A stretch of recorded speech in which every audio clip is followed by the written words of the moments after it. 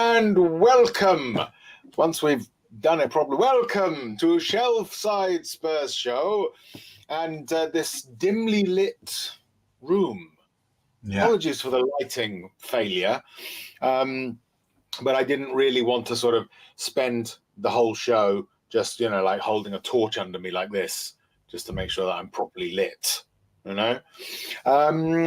Some would say that's probably a good thing, actually, that it's a bit dimly lit.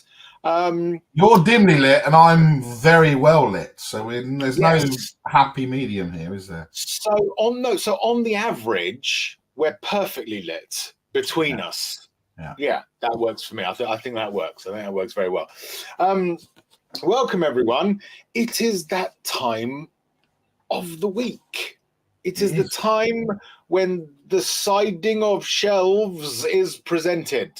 And joining me is, of course, as always, my partner in crime, young Nickleton. How are you, sir? I'm good. I'll say good. We'll go with good. Yeah. A little bit tired after my escapades on Tuesday night. But yes, you've been escapading, haven't you? I've been escapading, and I got to listen to the music that we have all missed this season, the Champions League music. However,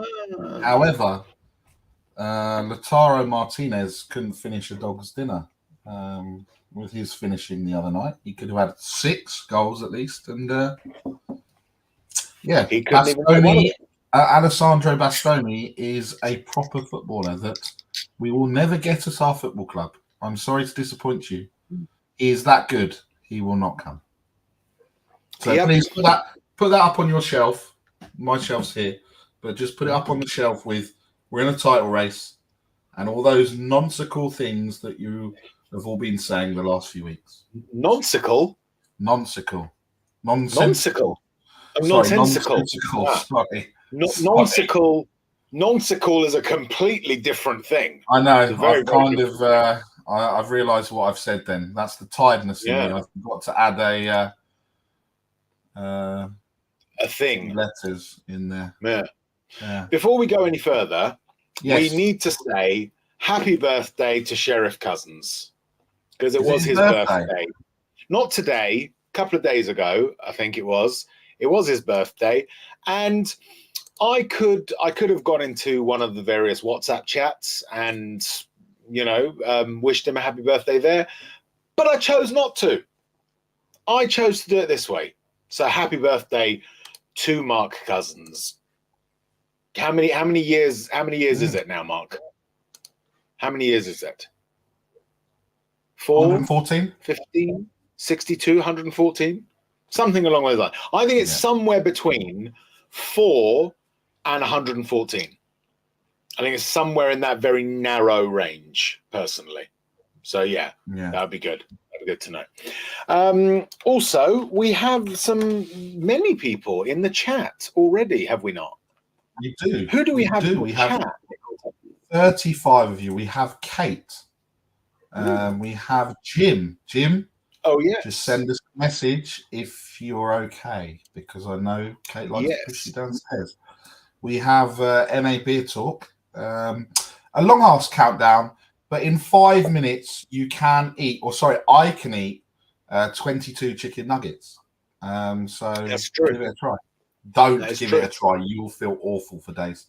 Big up Daniel Sandoval from Big up Bolivia. Daniel. Very early for Daniel. Daniel's usually a little bit later. And Mark Cousins of Shelf-Sider's top raid. He's obviously been on the Siders or something quickly, because that made no sense. Or maybe it was just the way that I read it. Mr. K is here. Proud to be a Big up Mr. K. Tom81, Jason Bell, Andrew Gregory from down the road. Not down the road, but literally down the road. Chris Agambar, the Agambar Kid. No cough. We're not talking about what you just put in the private chat. Phil Baby, we have Ben Kaufman, we have Luke Brown, we have Luke, we have Ian Ferguson, we have Paddy. No, Paddy, we can't play again. We have Davo, we have El Tel Cockerel. Fantastic stuff. Fantastic. So we've got a fulsome chat. Would you say? We have. I think we need to get.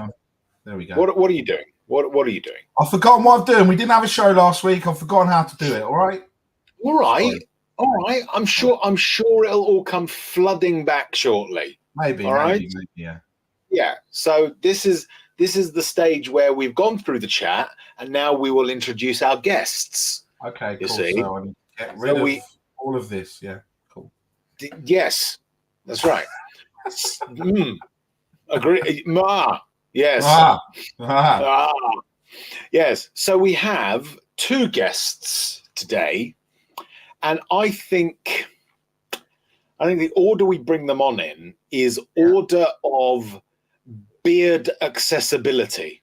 Right? How accessible are their respective beards? That should give you a clue as to who they are. One of them's Kate. No. And one of them's Mia. Yes, that's right. Yes. Yeah. No, neither of them is Kate or Mia. But they do both have beards. Now, beard accessibility. Tell us, chat, when we bring them in, whether we got it right. Okay? So, Nick, bring them in. There we go. The cough is the first to be brought in under the beard accessibility criterion. Ben, how are you, first of all? And how accessible is your beard? It's pretty accessible. You can see it quite easily because when it gets too long, like it is at the moment, it becomes slightly ginger. But I think it's rather accessible. I think it's relatively well shaped, but it's quite accessible. You need to ask. Excellent. I think it's pretty good. That's good. Kate thinks that your beard needs a trim. Yeah, Kate also said when we were describing these 2 people, pair of twats. Again, I'm not sure. Very nice, is it? I'm not sure whether she was talking about her and Mia again, if I'm honest. But it's bullying. It is difficult to tell sometimes. There we go. And I'm not saying number 2 in terms of accessibility to beard. It's the second one. So we could have the more accessible beard here. We could have gone from the bottom to the top rather than top to the bottom here. So the chat, you need to tell us who is more accessible beard-wise than each other. But Kuva, how would you describe the level of beard accessibility that you carry around? I think road ahead is closed. No access. No, sir. None. This is a very private affair. I shall. I see. Keep my beard integrity to myself. Okay. I did not grow this to share it around willy-nilly. Yeah. That's one document just for Kate, that little saying. And just for Mr. K, I'm not picking my nose. I've got a spot on the top of my lip, and I just picked that, and now it's bleeding. Yeah, don't do that. Oh, well, you've done it now. You've got. I've done it now, and now it's going to be bothering me, and it's going to look like I'm picking my nose all show. Now you're going to have a cold sore, and that's going to be nasty. Yeah, I know. You should grow a little tash over it, just in the middle. But no, maybe not. Yeah. I think we've decided the chat doesn't actually need to get itself involved in this at all. We've worked out that Ben has the more accessible beard, and Kuva's is like Olympus Mons on Mars, completely inaccessible. My beard hasn't been declassified yet, so. Yeah, in a few years' time, we'll look back fondly on this period. But I think so. Yeah, what you would call pognus obscurus. I beg your pardon. Yes, I might indeed. It depends how many drinks you ply me with first. Well, of course, that's right. I mean, and what I was trying to say. Well, I mean, it's not. With you, Kuva, it's not like one drink and you're anybody's. It's like one drink and you're everybody's, really, isn't it? So, Yeah, I'm still waiting on the drink, but I'm game.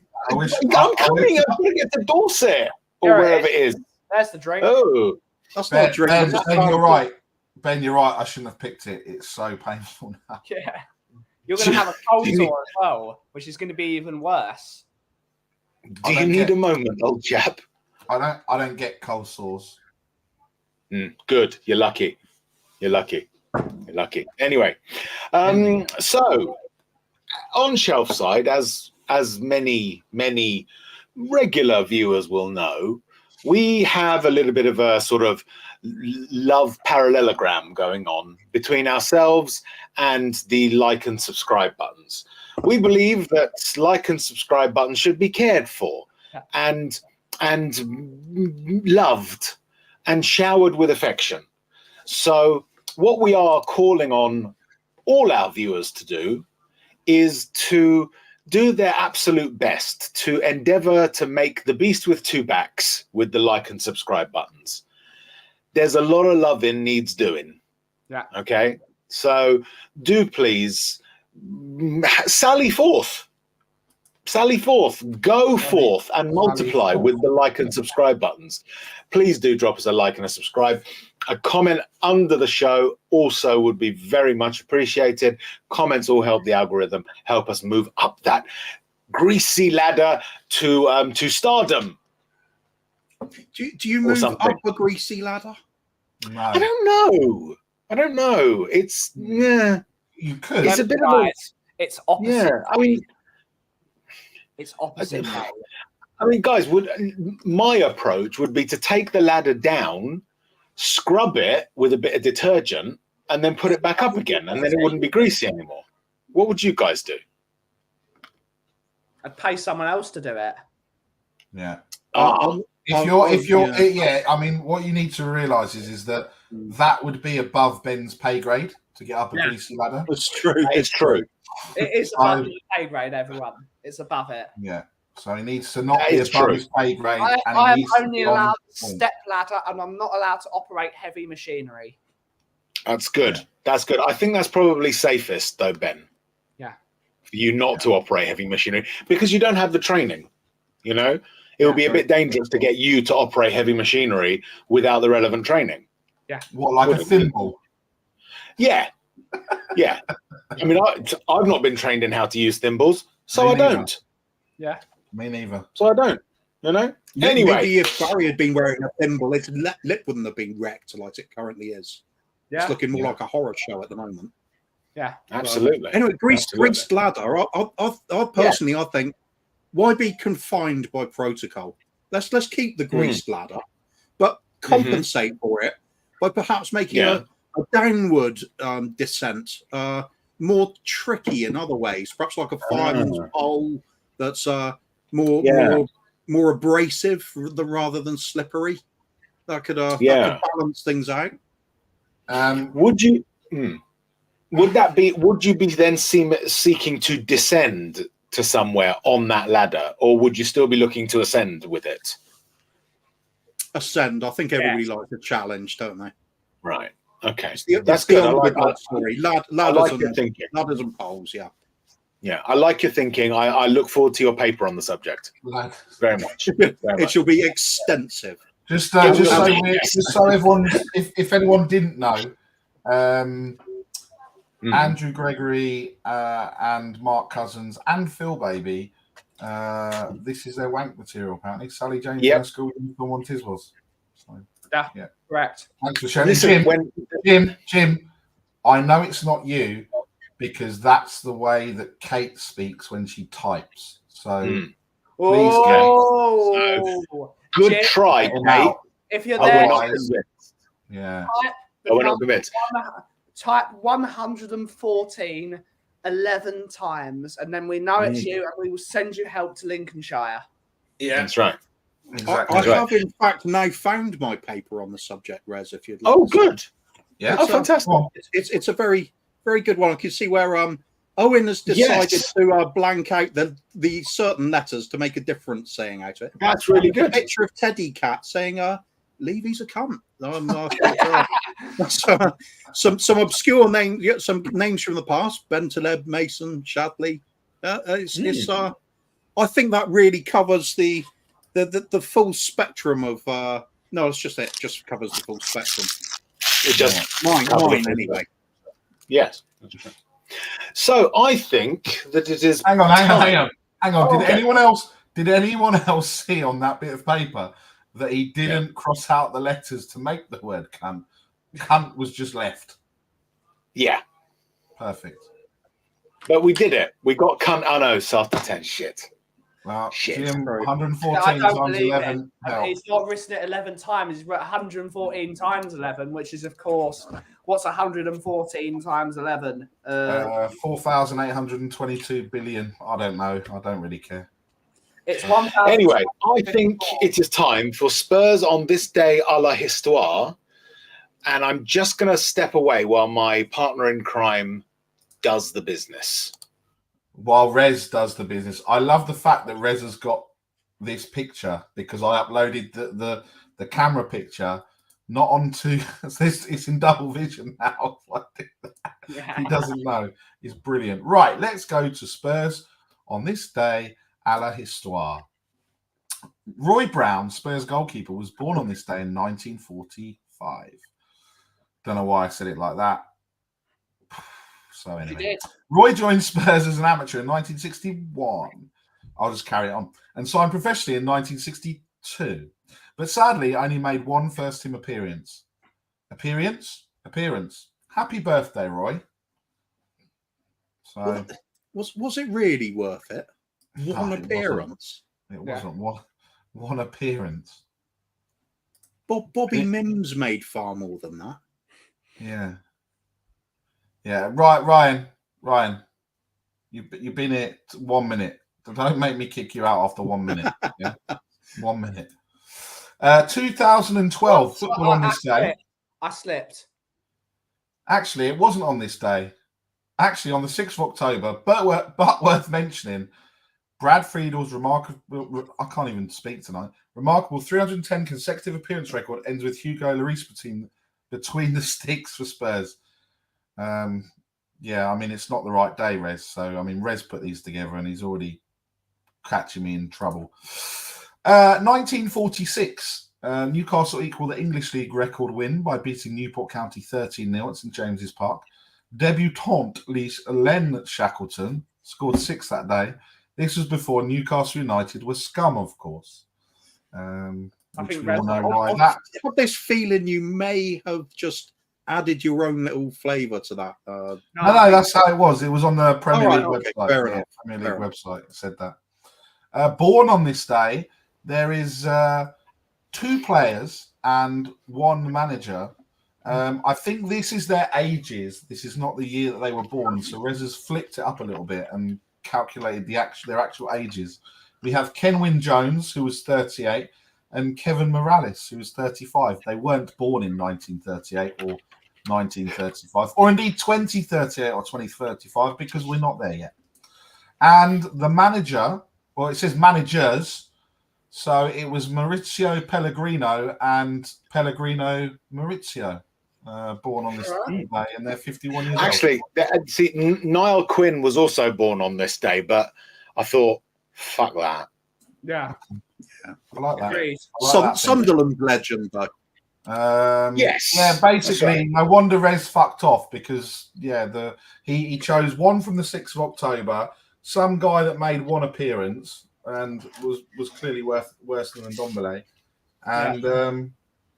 And Mark says he was there in 46. Don't know what you're talking about. Actually, since Mark is in chat, perhaps he can check that all of these player birthdays, they were actually born on their birthday, as he pointed out on a fun fact the other day for us. So if we can get a little confirmation there, please. Everyone stop swearing. Stop swearing. Don't say it. Don't say that word. Don't say it. But what? But what, Bo? Speak. You're live. No, I don't want to speak to them. You don't want to speak to them? No, they're annoying. They're annoying. Why are they annoying? Because they're Tottenham supporters. What? Get off my stream. Get out of it, child. No. Go to bed for that. No. Not nonsense that you just spoke. No. Mute it. Okay, I'll be back. Oh dear. Anyway, so that's it for. I'm rescinding my wave to Bo. Then I'm rescinding it because she's. I think that's wise. I think that's wise. I'm rescinding it. I think so. It's worth it. It's worth doing that for that vile calumny. Oh, don't you find unwanted children are really rude nowadays, aren't they? Yeah, they are. You know, it's true. They're terrible. These kids these days. What can you do with them? You can't beat them. The kids are not all right. Yeah. Now then, guys, just so you know, obviously something happened at the weekend, right? And because of that happening, this Saturday there is going to be something rather special happening. So I just wanted to bring this up. So I'll let you carry on for this bit, yeah. Yes, yeah, you do that, okay? Because you know where everything is. I don't know what you're doing. I know where everything is, more or less. Yes, I do. This Saturday at 6:04 p.m. there will be a worldwide vigil where everywhere around the world people will be lighting a candle in remembrance of Liverpool and their cruelly disallowed goal, which happened at 6:04 p.m. on Saturday. If you don't have a candle, which some people, it's a cost of living crisis. Yeah. If you don't have a candle, you can also use your £500 iPhone. Absolutely, yeah, that's true. If you can't go and buy a tea light or steal one from a church, then use your £500 iPhone in this cost of living crisis. Yeah. The key thing here, guys, the key thing is that there is suffering going on in the world. I'm sorry to be serious about this. Okay, I'm sorry to sort of, make this fun stream about such a harrowing incident like that. Okay, but I mean, the lack of precedent for something like this, personally speaking, I cannot fathom how the world can continue until this horrendous situation has been rectified, and we need to raise awareness of this issue just everywhere. Don't you feel? Yeah. Absolutely. I mean, personally, I was mortified. I was horrified. I was Spotified and gentrified. Yeah, let's go for that as well. Yeah, I'm fried. Yeah, I'm just fried. Absolutely fried. Air fried. You were air fried. Air fried. Air fried. Yeah, special fried. Yeah, absolutely. Yeah. This is one that will go down in the history books. It's right up there with some of the biggest tragedies and injustices in world history, without doubt. I think that candle that spoke volumes to me. It said, "No, I don't care." I do care. I care deeply. I mean, this is that's the one. Yeah, I've kind of been Kentucky Fried. I get it. Kentucky Fried, yeah, and look, I mean, I've been holding back. To say this because obviously on other channels they're obviously a bit more serious, but Victim FC. That's all we're gonna say. Victim FC. And by the way, I'm not mentioning what everyone thinks I'm mentioning before everyone starts doing this, because me and Rez had a conversation. When Spurs fans say something, someone thinks they're talking about something else.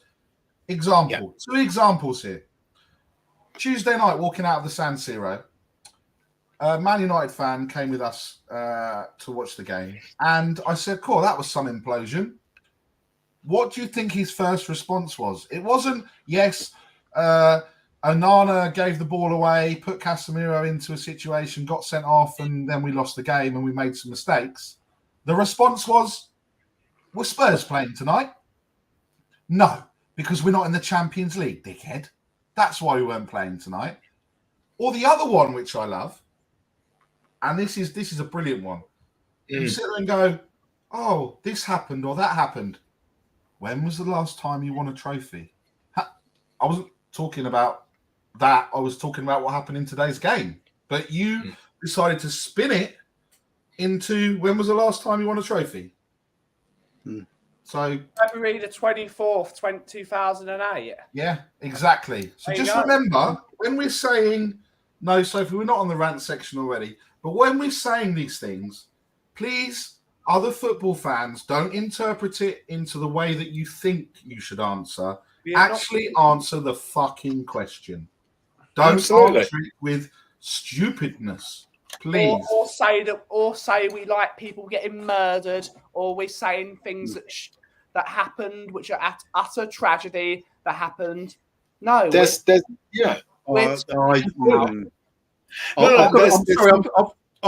got to disagree there. I think you look at it, this tragic sense of loss. I think unless we are fully agreeing to a replay being put on the table and obviously agreed to, I think we are all personally guilty of taking multiple lives many decades ago. I think that's what it equates to. I really do think that. I believe that entirely. Because no conversation about anything can ever happen without bringing that up to justify anything at the moment. Yeah. Okay. And there's I think you're absolutely right. There is something that should be borne in mind as well. Okay. And I am actually going to be 100% serious here. At the Hillsborough disaster, there was a victim, Andrew Seaton, who was actually a Tottenham Hotspur fan. Okay. The tragedy of Hillsborough is not just a tragedy that is restricted purely to Liverpool Football Club. And on top of everything else, it is not even a tragedy that should even be thought of as restricted to a single club. It was a tragedy. Okay. Like Heysel was a tragedy, like the Bradford fire was a tragedy. These are human tragedies. Yeah. Anyone, in actual fact, it is not those of us who might target Liverpool for whatever ire that we come into. It is those who equate something that is that petty with something that was that tragic who are actually doing a disservice to the victims. Okay? If you want to equate stuff like that, or you want to equate people who criticize your club, and then you want to label them as making light of a human tragedy like that, you're the one scoring points off the back of the dead. Okay? Yeah. And in similar vein, before we get to, we are going to, obviously, usually here we will talk about player performances at a game and then talk about the surroundings. But we're going to do it slightly differently this week. We're going to talk about the surroundings first. Yeah? So, as you know, guys. Quick question. It's just for Barry and Ben, really. When Rez is telling people off, do either of you get a little bit aroused as well? Yeah, 100%. I was literally sat there going, I cannot hear what the words out of his mouth, but I get more aroused when me and I've got the sweats going on here, I'll tell you. Stop it. I get more aroused when Rez and I watch The Undiscovered Country and we quote every single word. It's true. Okay, it's true. But I'm sorry, when Rez speaks, I mean,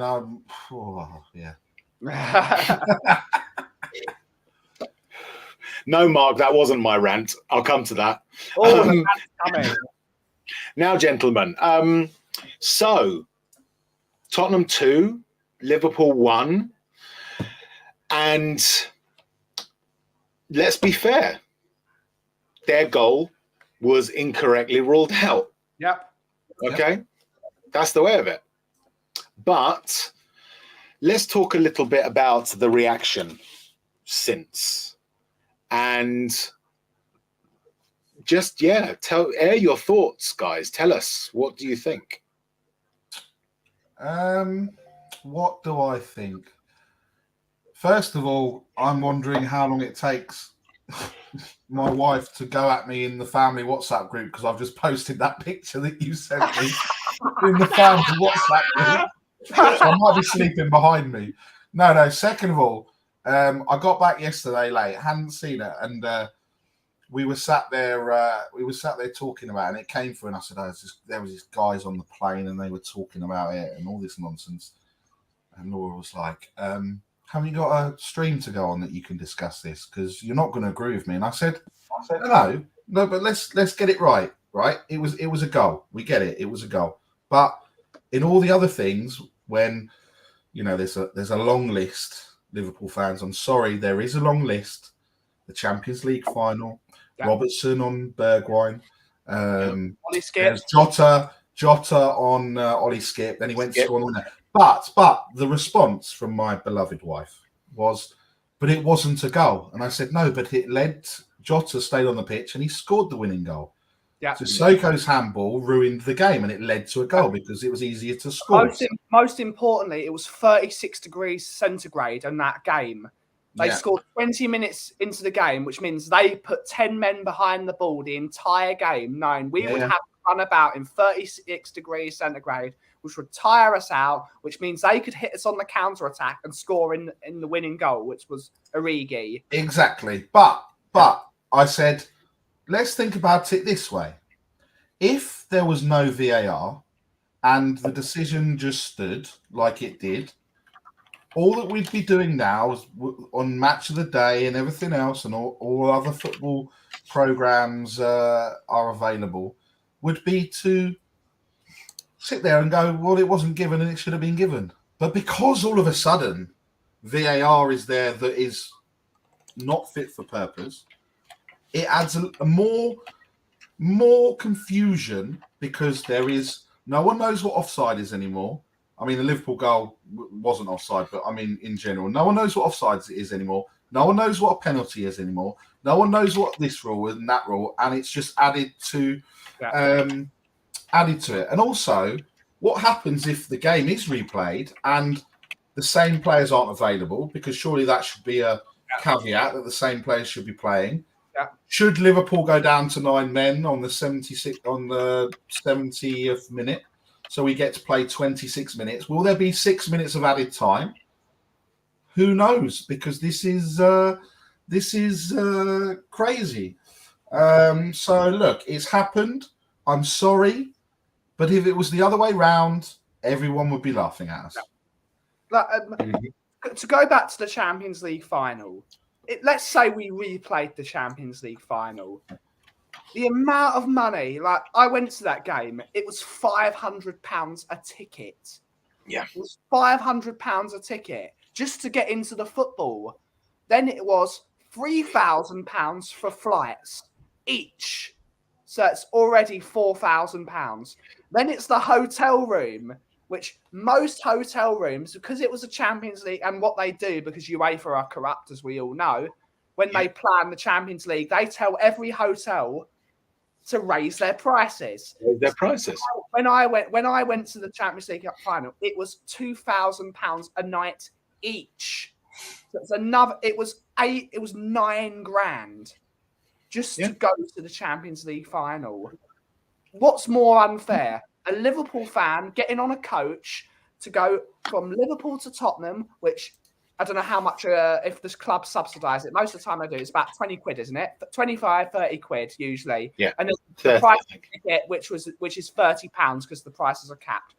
What's more of a tragedy? Flying all the way to the Champions League final, doing all of that, getting threatened by the Spanish police, who were absolutely awful that day, that were threatening people in the streets from walking down the street, for the trains breaking after the game. The trains all broke in Madrid. So we had to figure out a way of getting back to our hotel room, which was another cost. I didn't even bring that into it. So it was another €200 to take us back to the hotel room to get back at 3 a.m, because there were no trains that night. And of course, it was the Champions League final. Taxi ranks and of course, other city are going to raise their prices by a load of money. What is more tragic? That or spending, was it 80 quid to go to Tottenham, Liverpool? Realistically, maybe some food, £100 if you're a bit extravagant. Shut up. Yeah.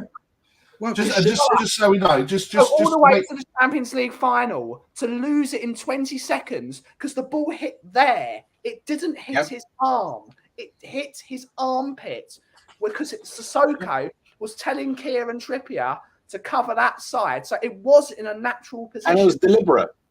It was deliberate. It was a deliberate because they knew if it hits the arm in the penalty box, it was immediately a penalty, regardless of intent or a natural position. Even if his arm was by his side that season, because Lucas Moura fell over and they kicked it at the back of his arm, and it was still ruled a goal out for us against Sheffield United, which we would have gone 1-0 up in that game, and we ended up losing 3-0. Wow. Who'd have thought that Diaz goal ruled off would have done all that? Yeah. So that's amazing. You can shut up. Sorry. Shut up. Learn the history of what decisions you've got before you bring that up. It was an error. We should. And it's actually funny. Instead of going at Tottenham fans, go at the FA for not investing in the referees. Go at the Barclays Premier League, who make hundreds of millions of pounds a year. Go at them. Don't go at Tottenham that have won a game at your expense. Are we gonna replay the 2004 game against Manchester United where Pedro Mendes scored? Because that result deliberately led to us not getting in the Champions League, because Lasagna Gate was that year. If we had won that game against Man United, Lasagna Gate wouldn't have happened. So we would have finished in the Champions League that year, meaning we'd have had more money to spend on players, which means Martin Jol wouldn't have got sacked, which means Brian Daigle wouldn't be Levy out. Basically, that's how calamitous it is. What games are you going to replay? Ultimately, it all comes down to, and before we come to you, Kuva, on that one, it actually is Liverpool. Yeah, I've gone back and looked over the last couple of seasons, and ESPN, if you want to check it out, you can check out their site. They do a league table of essentially how well clubs have done as a result of VAR calls, right? Last season, Liverpool finished 4th in that league. Yeah. We finished 16th. Yeah. The year before, guess who topped the league? Liverpool did. Okay. This is the issue with let's call Liverpool the club. I'm not actually going to talk about Liverpool fans, because you know what? There are a number of fans, Liverpool fans out there, who have been just as excoriating towards Klopp's ridiculous statements. What Klopp has made Liverpool the club. We all hate bad losers, right? He's turned them into bad winners as well. Yeah. Right? They're not just sore losers, they're sore winners. Now, they didn't win at the weekend. They lost, and they're bad losers already, but they're also bad winners, right? Instead of trying harder, instead of saying that's an obstacle, we need to overcome it, all they do is piss and moan and whinge and complain and play the victim. And as far as I'm concerned, any Liverpool fan who is genuine about their club should be worried that their manager is turning their club into that. You know, if I was a Liverpool fan, I would be writing or streaming or making some kind of statement against my manager, to be honest, for being like that. Yeah. Look to yourselves. Look to yourself, Jurgen. Yeah. You're a terrible winner and a really bad loser. Yeah. Sort yourself out. Sorry, Kuva. We saw on the game whenever Jurgen Klopp is he's always in the referee's ear. He's always in the fourth official's ear. Learn a lesson in decorum, class, integrity. You're a disgrace. utter disgrace. Yeah. Now get your I've got something that just to back that up. Let me. Is it a sore lip? No, it's not a sore lip. Quiver, your thoughts. We didn't get to your thoughts. Well, initial thoughts were don't really care at the time. It's good. I enjoyed winning, even if it's under those circumstances. Yeah. Immediately after the game, copyright. We heard Klopp saying about how he doesn't envy the referees and it's a difficult job doing VAR, and he was talking very graciously. And I thought, wow, this is a new one for him, isn't it? I really respect this what he's doing. Then, in the space of about 2 or 3 days, it's gone to demanding a replay. We've been denied. We're robbed of everything. We're the victims again. It's like, my God, all that graciousness you took in defeat on the day when you praised the rearguard defence, rearguard actions that your defence who were magnificent on the day. And let's be fair there. Van Dijk, I thought, was man of the match. He was absolutely outstanding. It was excellent. Yeah, they're all good, and all that good work and praise heaped onto the team is now also undone. Instead of marveling at how well they're defended and nearly snatched a point out of it, everybody's now just talking about the VAR stuff. However, having said that, I'm one of the people that is bitterly opposed to VAR and have been from the very start. And I'm looking at the bigger picture of if this does kick up enough of a storm and more people get behind it, then perhaps we're going to see the end of this thing, because it is just horrendous. It's now, for me, it's technology has taken the place of common sense. We've no longer got referees who can run a game expertly well. They are reliant on technology, and the technology is reliant on another set of referees who get the call wrong. So I don't see how this technology is brought in has improved the decision making in any way whatsoever. All it's done is slowed the game down, ruin the spectacle, and you have to look over your shoulder at a VAR screen to see if you can cheer one bloody goal. And that is, to me, is criminal in itself. I'd love to see the end of this technology. So if it's Klopp and the Scousers having a good whine about it that helps do it, then I'm happy to cheer them on from that point of view.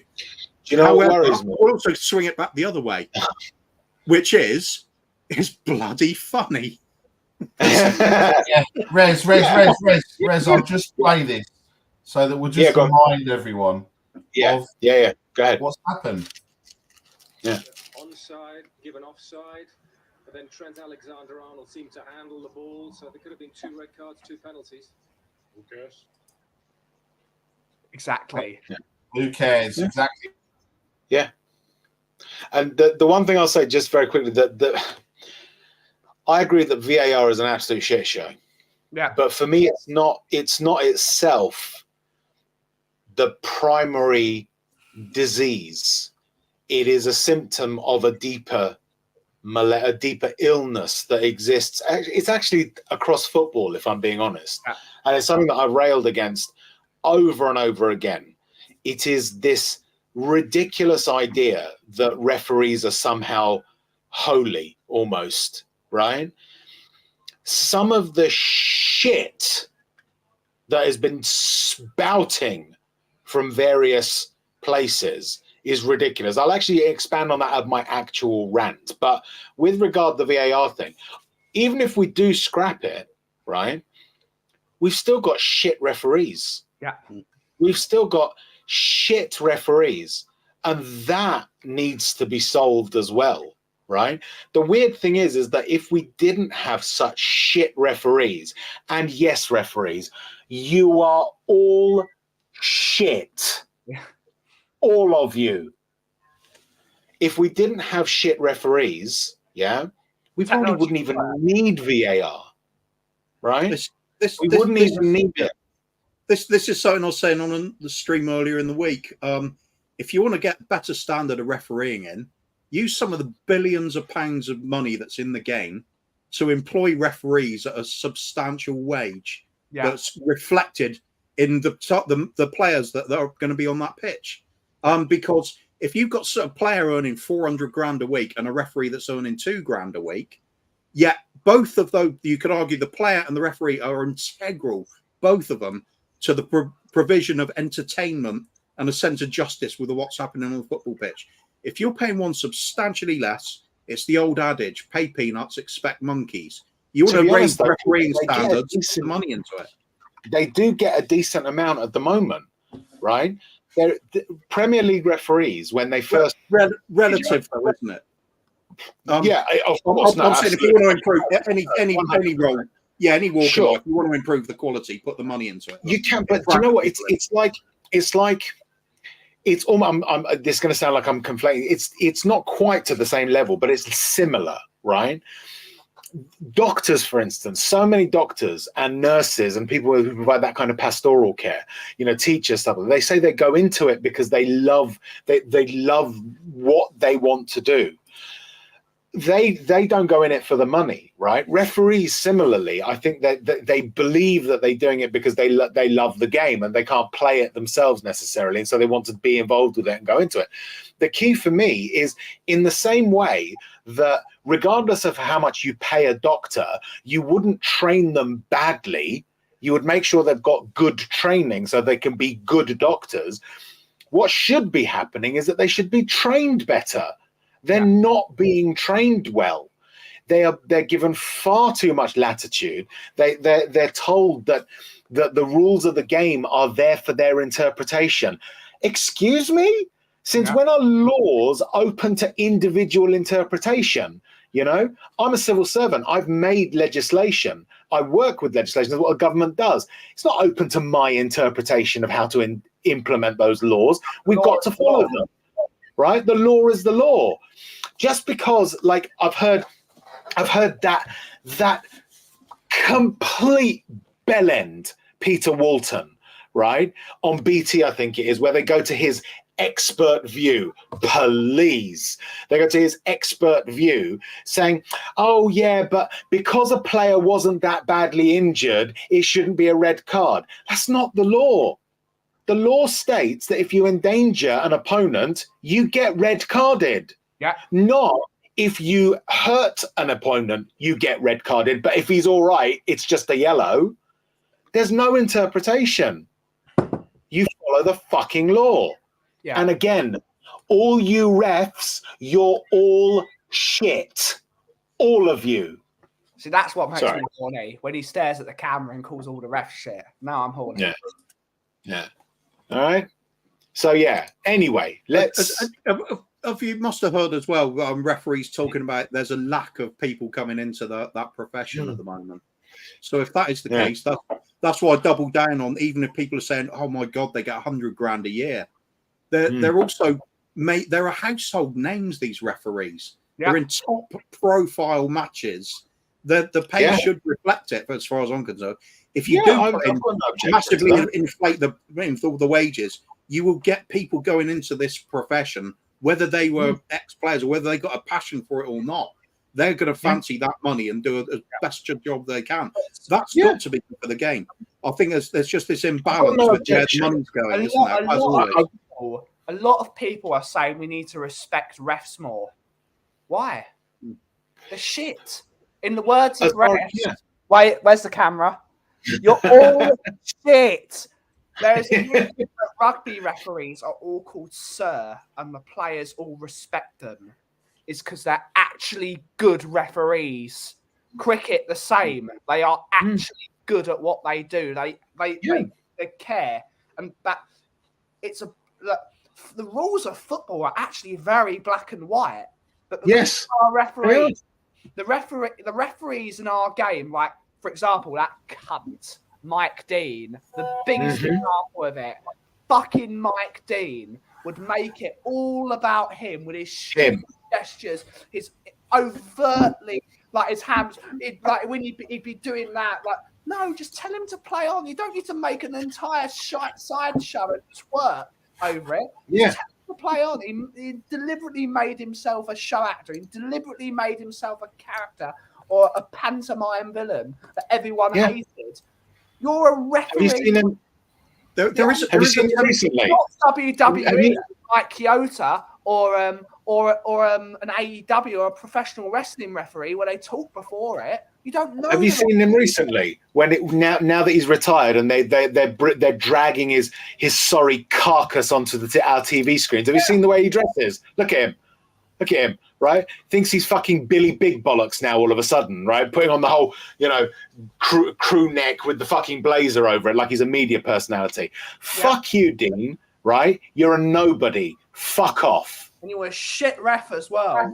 We have actually seen the blueprint on how to do this job really successfully and get respect as well. And I'll remember Uriah Rennie. Yeah. Do you remember what was so special about him for a referee? No. He wore purple? Martial artist. He was somebody you do not mess with. Yep. That's what they should be doing. Part of the referee training, hand-to-hand combat. See how people fancy arguing them. Pierluigi Collina wasn't earning a quarter of what these referees are earning now, but he's well respected. And whenever you see a picture of Pierluigi Collina over the internet, you've got hundreds of football fans and football players all saying the boss, because he was a proper referee and he cared about the game and he ran a football game properly. He didn't care about himself or the organisation. When he was on that football pitch, he cared about the game of football that was being played in front of him. And that's the art of being a referee. The best ref is one that's never spoken about. Exactly, is the one that you don't notice, right? Because you're focusing on the game. He allows the game to work, right? Yes. Without doing stuff that enrages the fans. Yeah. They know the law, and the thing is, this is the thing. This is what I think they think. They think that, oh well, we need to let it flow. Therefore, I'm going to interpret the laws according to my own whims. No, Collina didn't. Collina enforced the law properly, but he did it in the right way. He did it in a way that, and he was respected for it because every player knew. In the same way that now, apparently, I think it's Simon Hooper, who was the loser who was refereeing the match on Saturday, right? Apparently, he's not going to be reffing any more of Liverpool's games, right? Why the fuck are we in a position where a club can make that kind of demand, let alone have it fulfilled? Yeah, that for me is just utter shit. Yeah. And I agree with you, Kuva, 100%. The state of refereeing, VAR is an absolute abomination as it is right now. But the laws of the game are as well right now, because all they're doing is essentially they tweak because of VAR. They tweak it. The handball thing has been changed again. I think that's something like 3 seasons in a row that the handball rule has been adjusted. Goes hand in hand, doesn't it? These rule changes constantly, and then referees being told they have to adhere to these rules strictly. Like I said earlier, it seems like we're doing away with common sense in favour of technology, and it's just wrong. Yeah. It's mad. What's it called? Proud to be a Geordie said it perfect. If he's not okay to ref Liverpool, one of the biggest teams in the world of football, why is he allowed to ref a smaller team? Yeah. Bang on. And it all comes back to this whole thing about accountability. They have got to these people that go into it right now. Yeah, I reckon half of them, more than half of them, if they're dragged in front of the camera and actually subjected to some proper questioning, not this sports journalist, tickle the bollocks of your subject like they do with Guardiola every time he drags his sorry face in front of the cameras, but an actual questioning. Yeah, exactly, Andy, exactly right. But some proper questioning, put their feet to the fire as to the decisions they make. Half of them would drop out. They drop out. They wouldn't do the job. Yeah. They need to be accountable. They need to be held to account. And until that happens, this will keep happening in one form or another. One form or another, it will keep happening. But they should put it this way. If they referee the game properly, they won't have to speak with the camera. If they just do their job, just do it. It's not difficult. It's not a difficult job to make sure that you listen to what the VAR is telling you. It's not difficult. No. It's something else that I thought was overlooked a little bit as well during that game. There were 11 bookings. 11. Yeah. Was that a game that looked dirty to you in any way? Because it didn't to me. There was one. One accidental, badly timed tackle, you could say, but the rest of it. A lot of it now, Coover, is the dissent to the referees and the kicking of the balls. Tactical fouls. Wonder if you can get this sent to VAR now. That would be a good one. Yeah. Just flicking a finger to the big screen. We're speaking about VAR, but we can bring it back to Liverpool. Complaining about the VAR result. Why don't you tell your players? Have you done it? Instead of complaining about, I'm not waving. She dissed us earlier. I don't know. What'd you say to Benbow? Which one? The one that said. Oh, he's got an ugly beard. Correct. And what about Coover? Do you like Coover's beard? No. What about Rez? He's okay, I guess. He's okay, I guess. I win. Right. That's very sweet. You just got your weak beard game going on there. I've got my weak beard. Coover, you've got scruffy hair, and Ben's got what did you say about Ben's beard? Bad beard. A bad beard. Bad beard, scruffy hair, and you're okay. Mine's deliberately scruffy. Mine doesn't get brushed or cut until we lose. Yeah. Oh, shit. Stop wearing old man hair. Ben's wearing an old man hat as well, is he? Yeah. Okay. Anything else while you're here to just mock people? They just need to shave, to be honest. Nah. Right, go to bed. Okay, fine. Love you. Hang on. Jamie,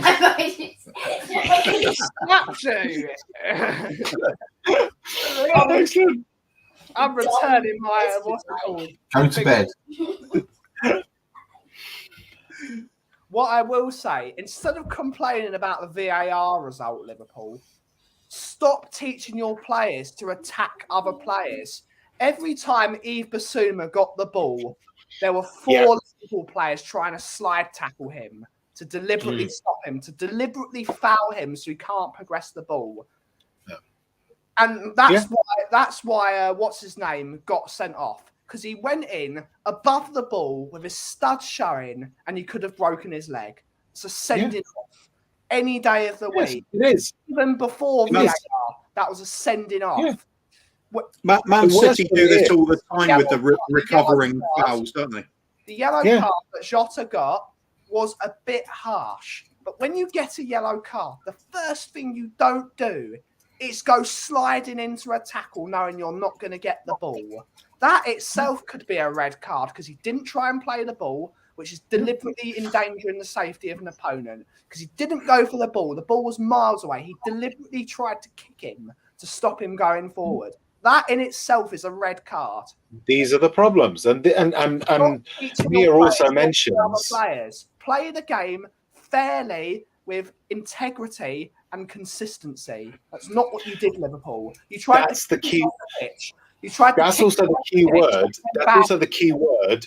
That's also the key word when it comes to the PGMOL and referees as well. Is that lack of consistency as well? This actually demonstrates it. This demonstrates it. The phrase "I've seen them given," right, has become a part of commentators' lexicon now, right? I've seen them given. No, you shouldn't say I've seen them given, but because we've got such lack of consistency with our refereeing, and because the big teams are favoured. The big teams are favoured. In those league tables that I saw with the VAR decisions, all the big names were in the top 10. right? And all the little ones were at the bottom. We were actually an aberration last season in being 16th. We were weirdly treated. Usually we're in the top 10 as well because we're one of the big teams, right? But you can't, you just, it's so broken. It's so broken that you just got to sack them all, every single one. Yes, all of you, because you're all shit. Sorry. That suggests that the conspiracy is actually against us, isn't it? So I think we should replay football. Right from the start. Right from the start. It's the only way to be sure. I've always been suspicious of that Preston North End in that first season. Yeah. Preston North End winning the double. I don't believe it. Yeah, exactly. Anyway, let's talk about some of the actual players, shall we? Let's talk about some of the players, okay? Right. Let's make it a bit democratic. Who actually wants to go first? Hands up. Go on, man. Okay, so Kuva, and also chat. While Kuva is answering, tell us if we're going clockwise or anti-clockwise. So Kuva, you start. Can I make a motion and say anti-clockwise? That's quite good. I like that. Kuva, Vicario. How did he do? Vicario. You gave me an option to go first. I think I should pick the player as well. Yeah, I think so as well. No. I'll give you. Hi guys.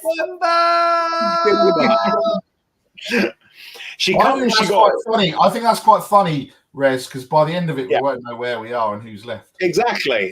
So it's got to be one or the other, right? So Kuva, you can either go first or you can pick which player you want to talk about yourself. Pick which player then. Okay, which player would you like to talk about? I'm not going first. It's irrelevant, isn't it? No, I know, but I need to know which player you want to talk about. It's a surprise. Okay. So, Ben, you can go first. Yeah. Ben, you can go first. You can talk to us about Vicario. He was excellent. I love the man already. I think he's a top keeper. I wanted to talk about him. No, you didn't. Shut up. I think he is one of the best buyers we've bought in the last 10 years. He's so good. And why I love him as a keeper is not necessarily his individual ability, which is also very good. It's the fact he acts like a goalkeeper and he talks to his defenders. It's none of this silent rubbish. It's none of this not doing anything and only saying, throw the ball out. He's constantly talking to his defenders. Constantly, because he sees the defence. He sees all of them. He sees the entire base of the midfield. You've got to have your keeper constantly being a chatterbox. You do this, you go there. And he's absolutely brilliant. He's marshalling that defence. The defence only needs to worry about what they're doing at the same time. Everyone is in complete and utter communication, which is one of the reasons our defence looks so good this year, because they're all constantly talking to each other. And communication is so important when defending. You know where to go. You know who needs to go short, who needs to follow the run, who needs to track this person. It's so important to be disciplined. And he's part of that parcel of doing that. He's absolutely excellent. I love it. What did you think of his performance on Saturday? Oh, that double save was fantastic. I think he's so good. I think it was magical. I think he's an absolutely brilliant keeper, and we're so lucky to have him. Marks out of 10? I'm going to go an 8 out of 10. 8 out of 10. Any other thoughts on that, guys? Kuva, Nick? No, I think Ben's covered it there. Fantastic. Kuva, you get to talk to us about Pedro Porro. Good, because I was going to anyway.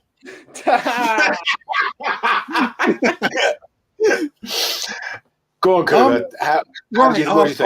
I'm just going to be a bit smug about him this season, because I remember last season all the flack he was getting, and I had this conversation. Barry will remember this one very well, where I said, you can teach Porro to defend, but you can't teach Emerson Royale to be a good footballer. We are now seeing why Right. Anyway, so no. You can't do that. You can't be doing that. Kicking him out, Rez. Well, that's the thing. This is the thing. I thought I like this. I like this. It's a new side to me. Strobe Coover. Yeah. You were saying. Yeah. Big fish, little fish, cardboard box. Sorry. Go on. Yeah, Pedro Porro. He's such a quality footballer when in terms of passing, decision making on the ball. He's he obviously overlaps Kulusevski eventually to provide the winning goal. Despite all these qualities and the fact he's playing so well this season, it's more the question is not really about his ability. It's why did he not overlap so often? Why was he not offering the width there? Because we know Kulusevski is going to go inside with the ball. He's retaining the ball very comfortably. Perhaps that's part of the plan. Why are we not seeing those extra runs on the flank outside? Is he being too restricted by his role, or is he too worried about Liverpool hitting us on the counter attack, which could have turned a 9-man performance into a very embarrassing one for us if we had gone a little bit too gung-ho with attacking. Yeah. So I'd like to see. I would have liked to have seen him doing those runs more often. But what he does is excellent. He's a technician. He's a proper footballer, comfortable on the ball, defending well, dealing with things, using his pace when he needs to. Now he's got much better spatial awareness, aware of who's around him as well, becoming better with the defensive partnerships he's forming, being on the same flank as Romero when he does have to defend. It's all working well. Van der Ven covering. It's all lovely stuff at the back there. Yeah. Still some chances because of the way we play. But I love the fact we're no longer hearing this, Porro's the weak link. They're going to attack down our left because Porro's so poor. It's just not happening, is it? It's you look in some games, you'll even get the opposite where they're picking on a doggy, and that apparently was rock solid. So Porro, big up. I just have those questions of why did it take so long for the overlap? Why did it take so long to go outside Kulusevski? Is that him being directed to stay that way, or is he just a little bit too nervous of making one of those mistakes, which could lead to a goal which he would have no doubt got criticised for? Yeah. That's all really, because otherwise I'm seeing a fantastic player and having a good season. Marks out of 10 for Saturday? 2. He was rubbish. A bonus question. It's more of a. It was a bit easy going as soon as the second sending off happened, so I think they had a bit of a free ride. But I think it's a sort of 7 out of 10 for me. It was just good, solid play throughout, and popped up when needed. That's all pretty much asked for a win. It was man of the match for me. I thought it was outstanding. That Salah tackle when Salah was basically through and he came back and sorted it out. I thought Porro was magnificent. I thought it was absolutely brilliant. And so I'm going to give him a 9 out of 10. He was my man of the match. Excellent. Any other thoughts, Nick? No. Let's move on from the bonus question. Are Man City regretting selling him? No. Okay. Top of the league. Okay, fair enough. So, Nicholas, talk to us about Christian Romero. So I just put him Ryan in timeout again. He didn't learn the first time. Christian Romero. Well, Jacob has just entered the chat at the perfect moment. We sent Jacob the link so we can back to report about him. Talk about Christian Romero. He has come on leaps and bounds with a certain Mickey van der Ven next to him. And those two are not only showing Toby and Jan vibes, it's almost Toby and Jan 2.0. So, look, for me, another assured performance, pushed forward when Liverpool lost the ball. And, you know, he got a silly yellow card near the end. But, look, he was again, another assured and mature performance from someone that we were all probably saying was reckless, was losing his head last season. And big up to Jack or Jackie in the chat. So getting trolled by Susie, which is always nice to see. But yeah, look, I think both of them have been fantastic. I think it's just a shame that he wasn't on the pitch for the remainder of the Brentford game, because we might have seen a different outcome, or I'm sure we would have seen a different outcome with him there. But yeah, just fantastic, and has proved me and a lot of other people wrong. So if Jacob's... You're in the mud, Barry. You're in the mud. Like I said, I'll be in the mud for the whole season if this continues. Not a problem. Apparently, yeah. So this is the thing. This thing. Apparently, also amongst certain fans, we're not allowed to, make mistakes, because otherwise you're in the mud. Yeah. I don't know about you guys, but when I make a mistake, I learn from it. I don't sit there crying over it or gloating over someone else's. Just replay it. Replay it. That's what you should do. Yeah. Absolutely. So, marks out of 10 for Christian. I'm going to give him an 8. I think I agree with Ben. I think Porro was a 9 out of 10.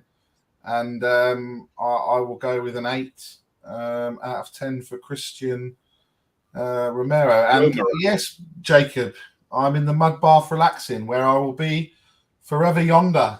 As we have with some chicken nuggets, perhaps. With some chicken nuggets, make it worthwhile. Yeah.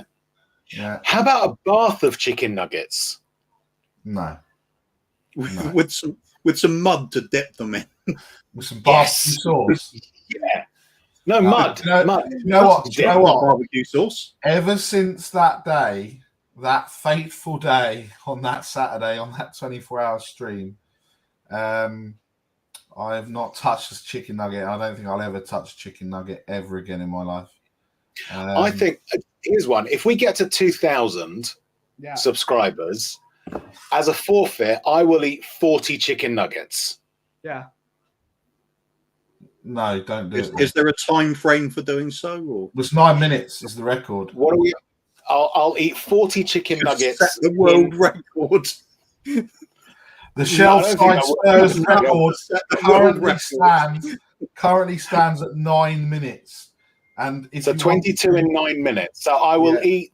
I'll either do 22 40 in 9 minutes. 40 in 9 minutes. No, because that would shatter the record, right? That's the record. 40 in 9 minutes. Yeah, I'm not looking.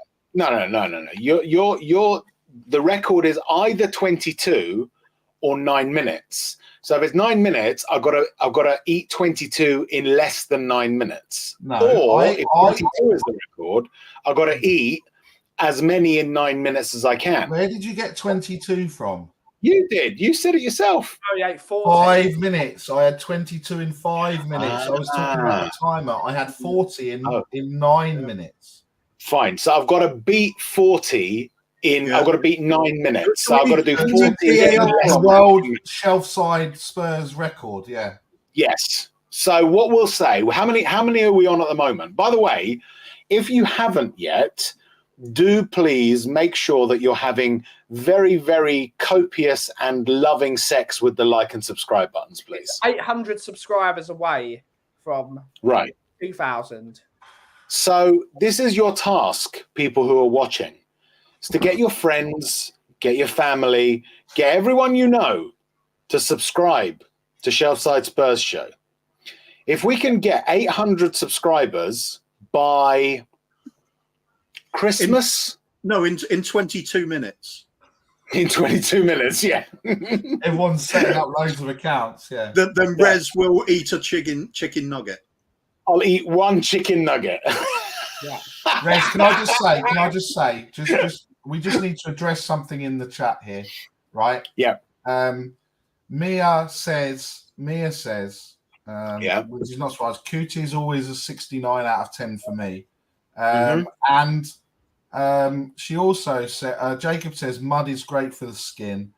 Mia then says, Kate then says, so is spunk, Jacob. And Percy comes in out of nowhere and goes, ha ha ha, it's so good. Yeah. Look, we have essentially a free love environment within our chat, right? So everyone's doing it to everyone else, right? Personally, I've got my eye on Phil Baby and Mark Cousins with Mr. K watching, but that's just me. What I was going to say is that if we get 800 subs by Christmas, then I will attempt to eat 40 chicken nuggets in less than 9 minutes as a forfeit. How about that? How about that? That's G, call your dad. All right, guys. How long is this channel now? 2.5 years, 3.5 years. So it's done 1.2K in 3.5 years, and you want 800 in the space of now till Christmas. Yeah, damn right. Perchy, you said it, mate. Just so we're clear, just because Perchy's, I know he's got COVID, so big up to Perchy. He's feeling well. But actually, just so we're clear, for anyone that's just missed it, Mia, Q2 is always a 69 out of 10 for me. Jacob, money's great for the skin. Kate says, so is Spunk, Jacob. And Perchy replies, ha, ha, ha. It's so good. So I don't know what you're talking about, Perchy, because it's there. Categorical, as far as I'm concerned. As far as I can see, absolutely. And if you don't like it, Perchy, you can go and replay it, mate. Go and replay it. Yeah, we can actually draw a line over that conversation and show that it was all on. Oh, okay, fantastic, excellent. Ben, Mickey van der Ven, Mickey van der Ben. There you go.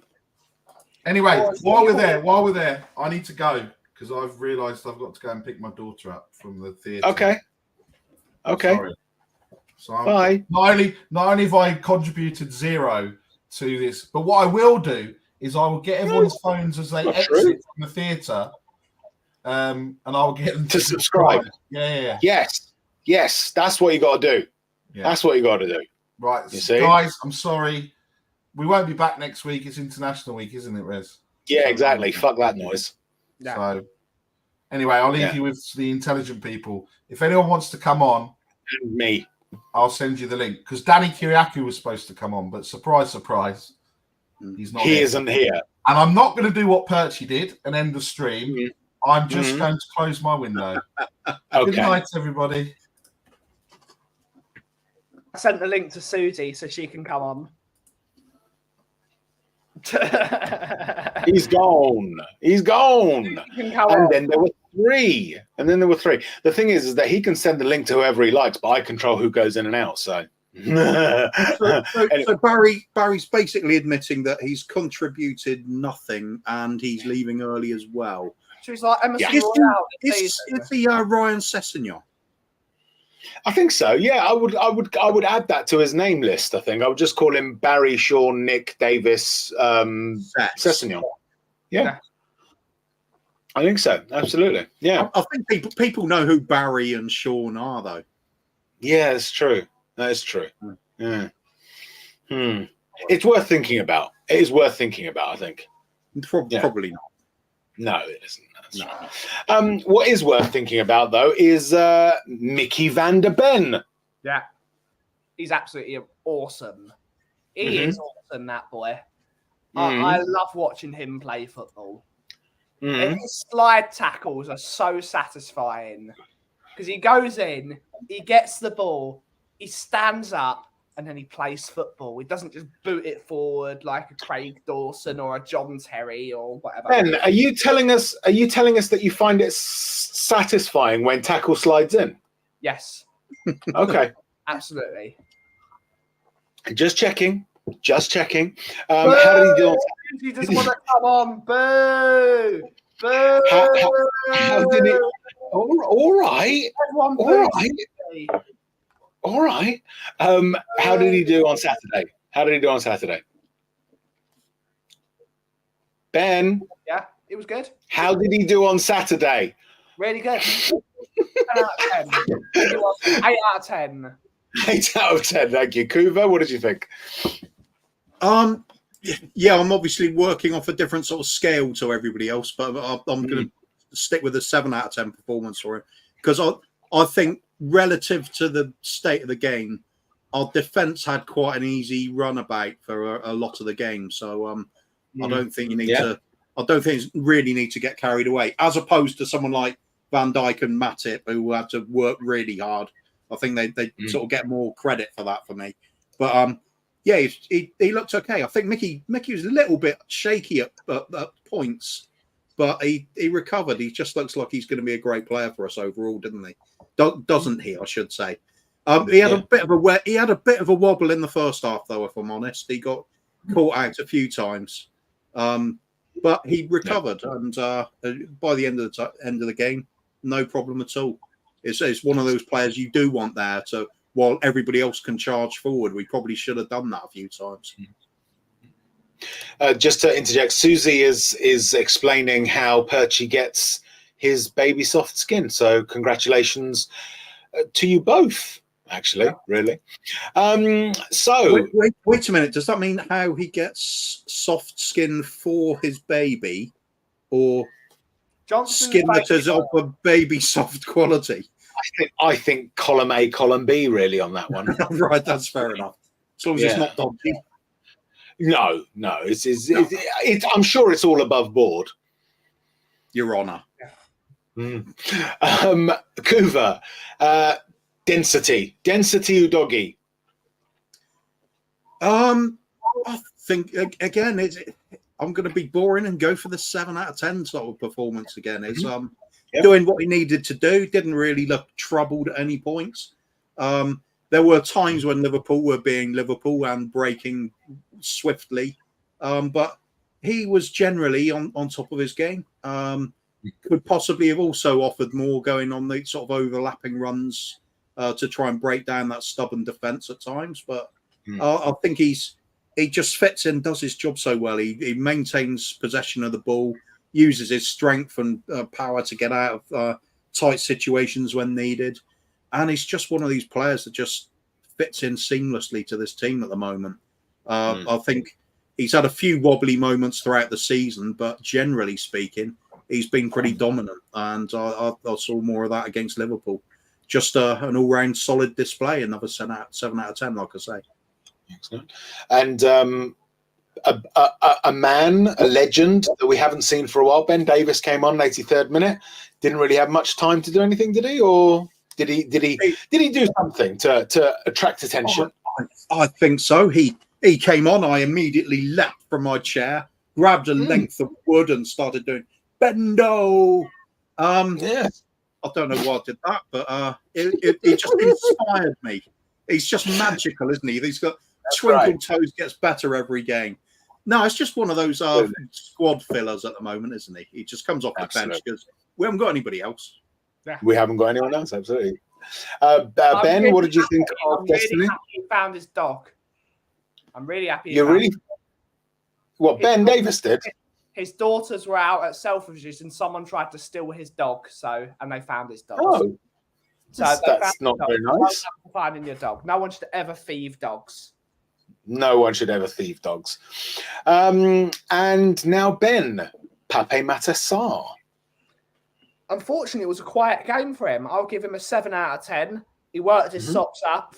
I think he's a great player. I think some of the things he does with a ball are absolutely brilliant. He can leave players on their bottoms on the pitch whilst he strides forward with it.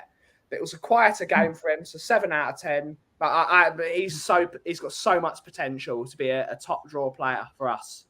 Speaking of bottoms, Susie is also talking about having a fab time. Kuva, what did you think of Sarr? Much as we've come to expect from him over the season so far. Full of energy, box to box all day long for you, never stops running. Gets himself involved constantly. When he goes off the pitch, the energy levels usually do tend to drop. It's noticeable. But a different sort of game against Liverpool because they were forced into that low block. His style of play becomes a little less relevant, you could say, at that point. It becomes more about a bit of guile and a bit of pace on the wings to unlock things. But did absolutely nothing wrong. It again fits into that boring on kind of a team 7 out of 10 ratings today. Yeah, that's fair enough. So and it was an Eeyore confirmed. Yes, that's correct. Kuva, the man. He's rapidly gaining prestige and plaudits for his performances. Yves Bissouma. Oh, I thought you were talking about me then. I mean, we won't go there. No, we won't go there. We are talking about you, really, Coover. Okay, that's fair. Well, I'll pretend it is anyway. It's good for the UK. Yeah. Anyway, Bissouma, as always, he's goes through periods of the matches where he looks absolutely imperious. He looks better than everybody around him. That the pace, the power, the ability to shrug players off like they're not there. That recovery tackle on Salah when he got down the right wing at one point, and Bissouma just came out of nowhere to track back and get it. He got away with it a little bit at the end of it.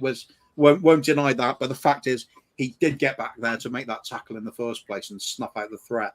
Now, the fact he managed to withstand that what could have been a really horrendous injury, he seemed to shrug it off and just carry on, just as if nothing had really happened.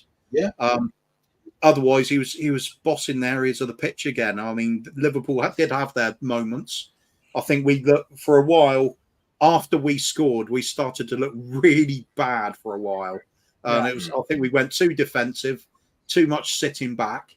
It sort of goes against what Bissouma does for your team. He sort of epitomizes for me that sense of driving forward, the urgency and getting the ball to the other end of the pitch. If you can't pass your way through, then run with it. That's him all over. He's doing that better than anybody right now, I would say.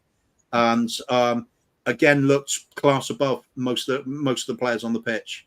That's possibly one of the ones I would say maybe that's an 8 out of 10 again. It's just because that's just been his theme all season. He's been an 8 out of 10 player.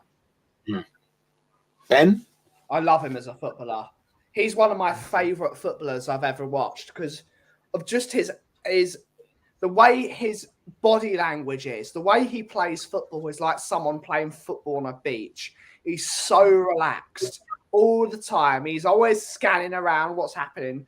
But the moment the ball comes into his feet, it becomes an absolute animal. And he just sort of like, I'm just going to tear you apart. I think he's brilliant. He gallops forward.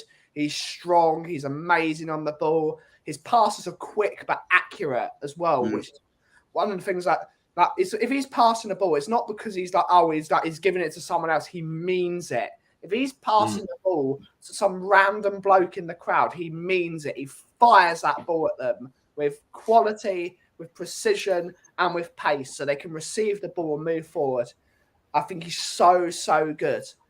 And for £5 million, he is an absolute steal. I like Caicedo as a footballer, but Yves Bissouma is a level above Caicedo at the moment. And if someone was going to buy Yves Bissouma, he's £150 million now. Due to the other players on the market, he's just that good. Fantastic. Yeah, I think you're right to pick out his passing as well. It's been very underrated, very much under the radar. He is creating chances, and quite a few chances. It's really impressive.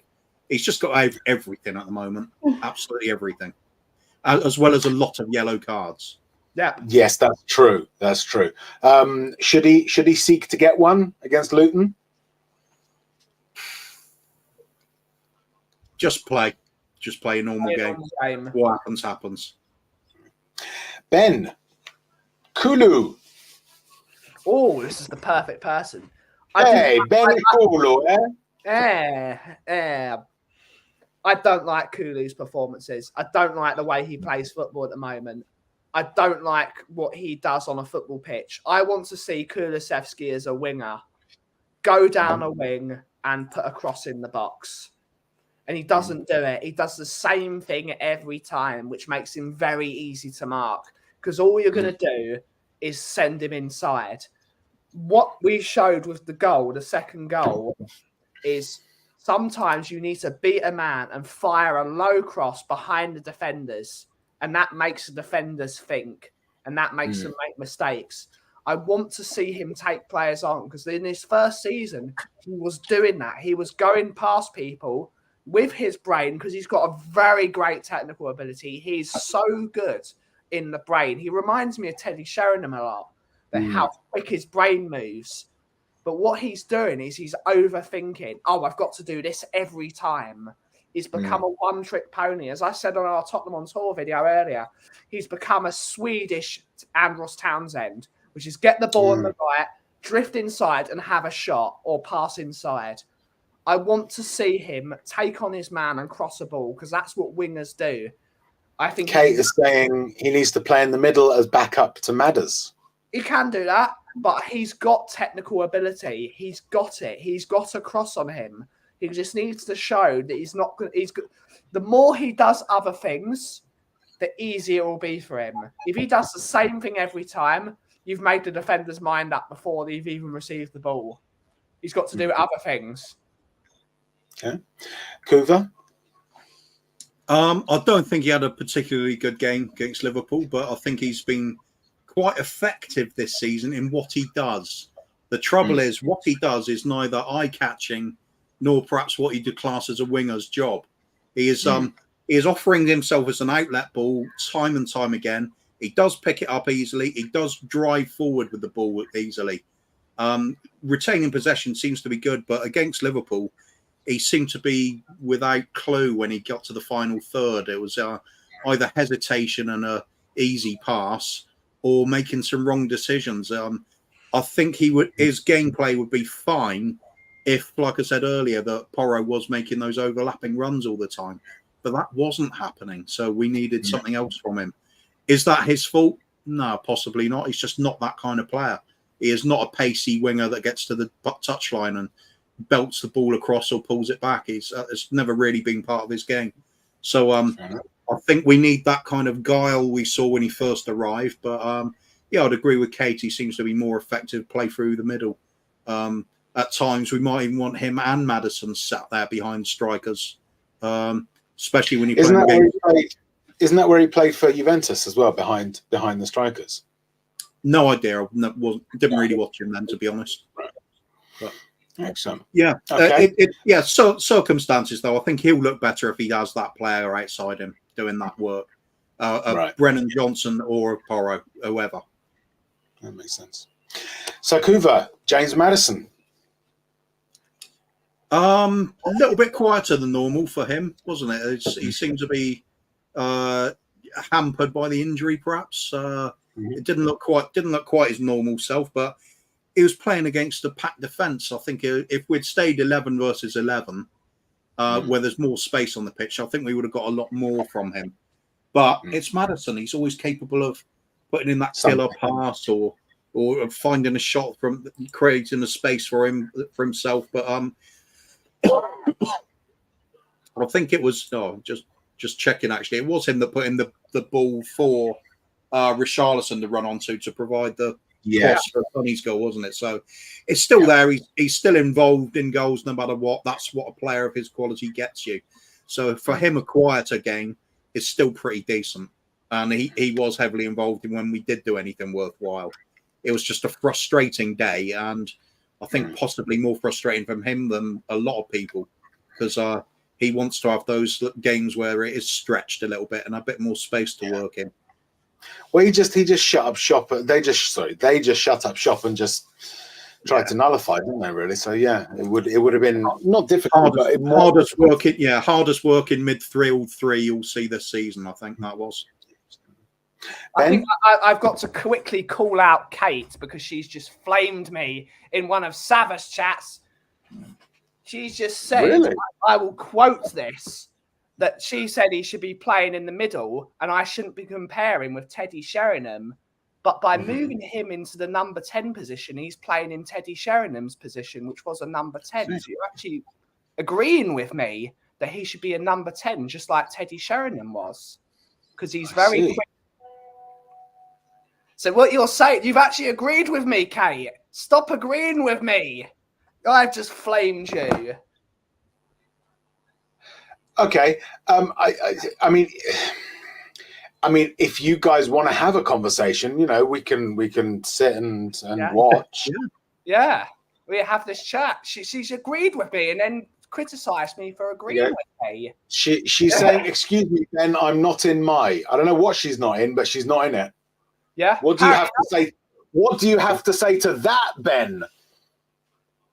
I don't know what she's in. Bit controversial. Yeah. Yeah. Opinion he should not be in the squad. What do you reckon, Ben? I think we should tease this one. What do you reckon? There's a reason he's being picked every week. There you go. What do you say to that, Kate? Come on, type quickly. Quick, we need to bring the comment up. I'm not saying Dejan Kulusevski is the best player, but what he does is he is very good defensively. He's got very good technical ability, and he's in the wrong position. Okay. Are you enjoying this, Coop? I am. I think this is fantastic. It's what I tuned in for, to be honest. Yeah, same here. Yeah. Agendas all round. I actually feel a bit bad that I'm on stream instead of like just sat off stream and watching this. Yeah, agreed. Absolutely. Yeah, I think. See, coffee any good, Russ? Or it's cup of chat. You just went quiet. Have you knocked a cable out? Yeah, he has. He has. He actually has. Right, come on then, Ben. You definitely got to rant. Yeah. Don't let Kate off the hook. Come on. Yeah. Give it to her. Don't flame me in front of people and then agree with me. Yeah. Well, okay. Well, Kate's obviously hates Postecoglou as well because of his decision making. Yeah, so she hates him. So I wonder why. She called me Eeyore for saying that I don't want to fully back Postecoglou until I've seen 15 games. So in fact, she's the Eeyore. I think she's clearly a Conte fan, and really she wanted Raymond Vega to step up from ex-playing days to become manager. Yeah, that's what I'm saying. There's no wild assumptions being made that at all. Anyway, Ben Richarlison. I liked where he played. I liked him better off the left than I preferred him in the middle. He's still not good enough as a footballer for Tottenham Hotspur Football Club. We all know that. But he had a decent performance at that left wing. When he was there and Sonny was in the middle, being that sort of focal point of the team, I thought he was decent. The moment he moved into the number 9 role, he showed what Richarlison has showed. As soon as he gets the ball, the entire move breaks down. I really want this guy to do well, but it's just not cutting it. We need to get some more wingers. We need to get more wingers that are going to take players on and cross the ball in the box. Kuva? Yeah, I think Richarlison's best position, I think, is probably Merseyside. Yeah, I agree. But other than that, yeah, Ben's right. I mean, he was trying his best. He was working tirelessly for us. He did offer an outlet ball on the left. He did make the run for Maddison to pick him out, and then laid the ball on for Sonny to score a goal. These were great things, but is that why you buy, a £50 million striker to occasionally do something good out wide? He hasn't been good enough. I think it was an okay game he played. He added to the win. That's all. He played his part in it overall, but it wasn't inspiring. And as said, when he went into the middle, its touch completely deserted him. It's when he did get offered an opportunity, blazing it over the bar, or just generally he doesn't look like a natural goal scorer. I feel a bit for him because I think attitude-wise and the effort he puts in is all great. And who wouldn't love to see the old pigeon dance a few times if he's banging some goals in? It'd be a sense of fun, but it's just not happening for him. He's never been the kind of player we need him to be. That's the real problem. So we're hoping for things that he's never done in the past. Right, Kuva. Shut up. I'm going to shut up, and I'm just going to let these two go at it. You don't need to flame me in front of Savas, Kate.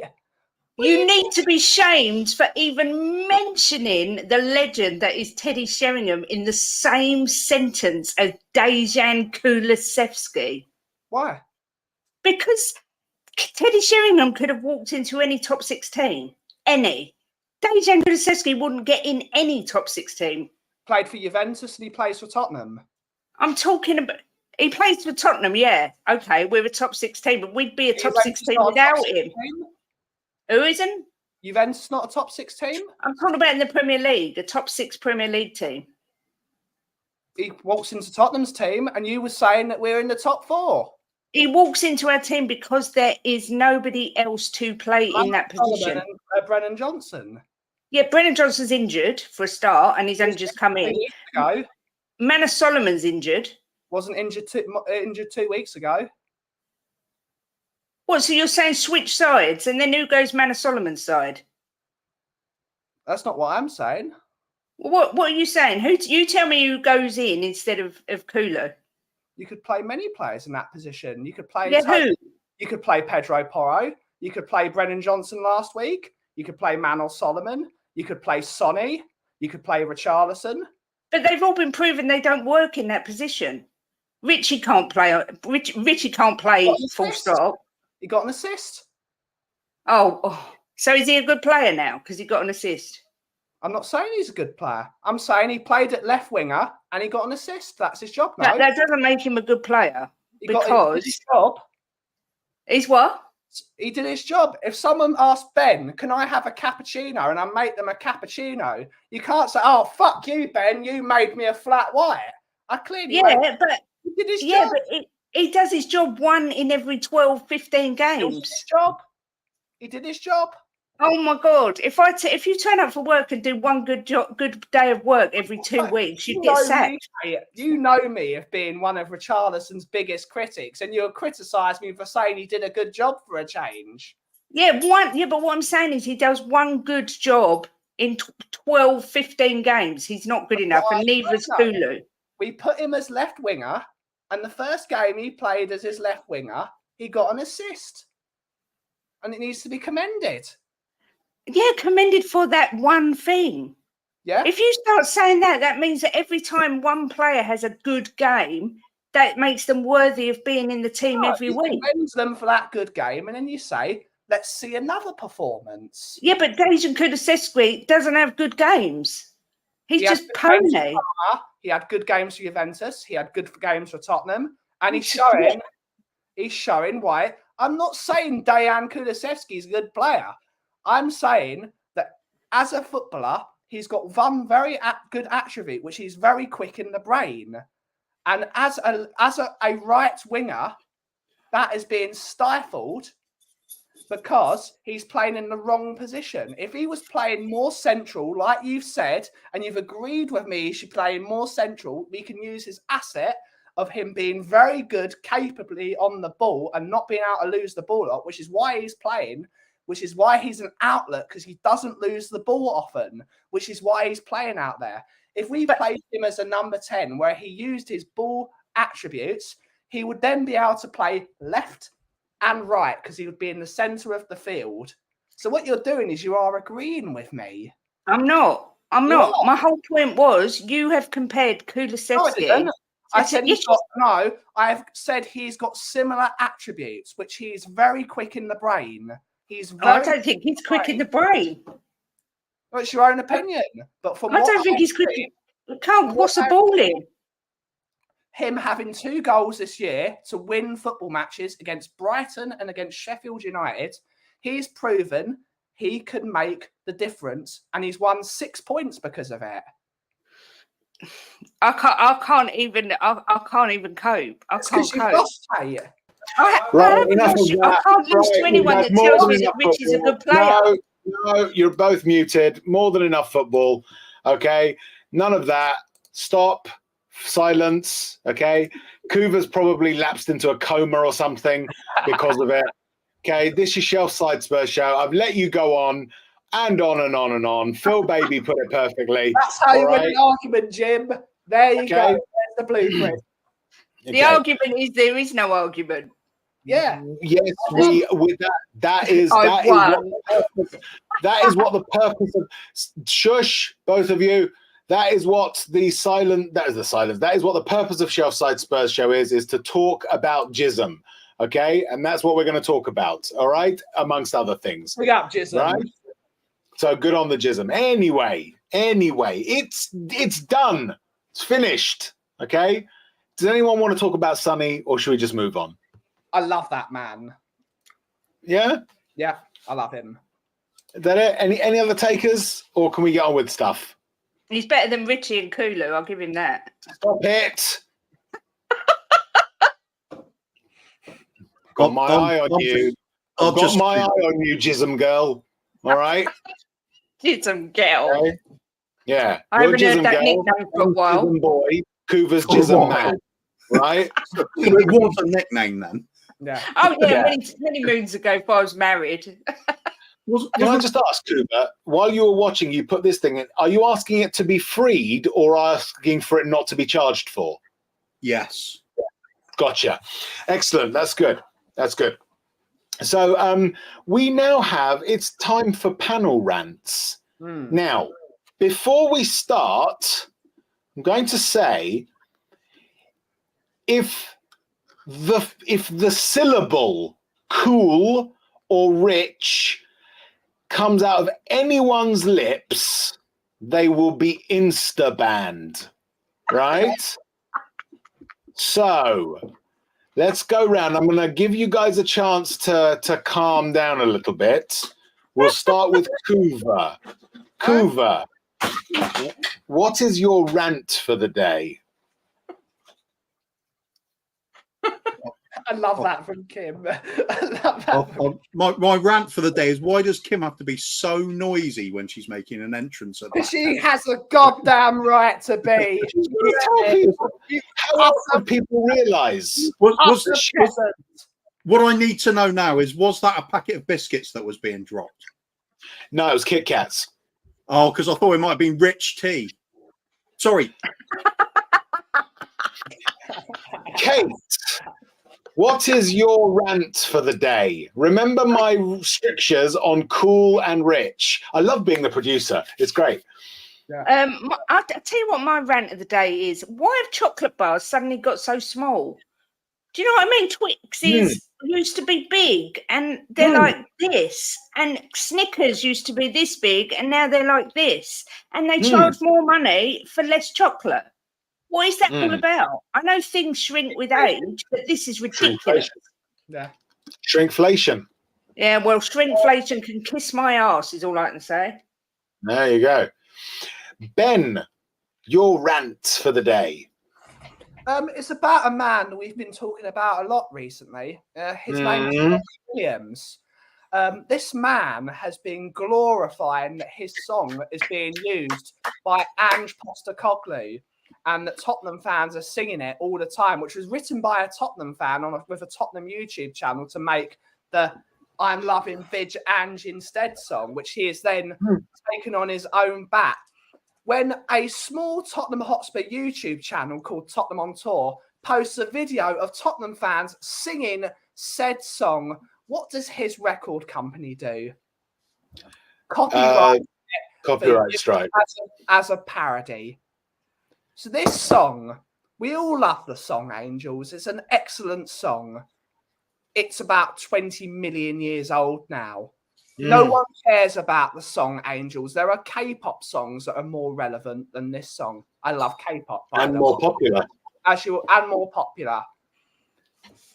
You have been made relevant recently because of this great manager that has taken over our football club. And now you're desperately trying to monetize it from people.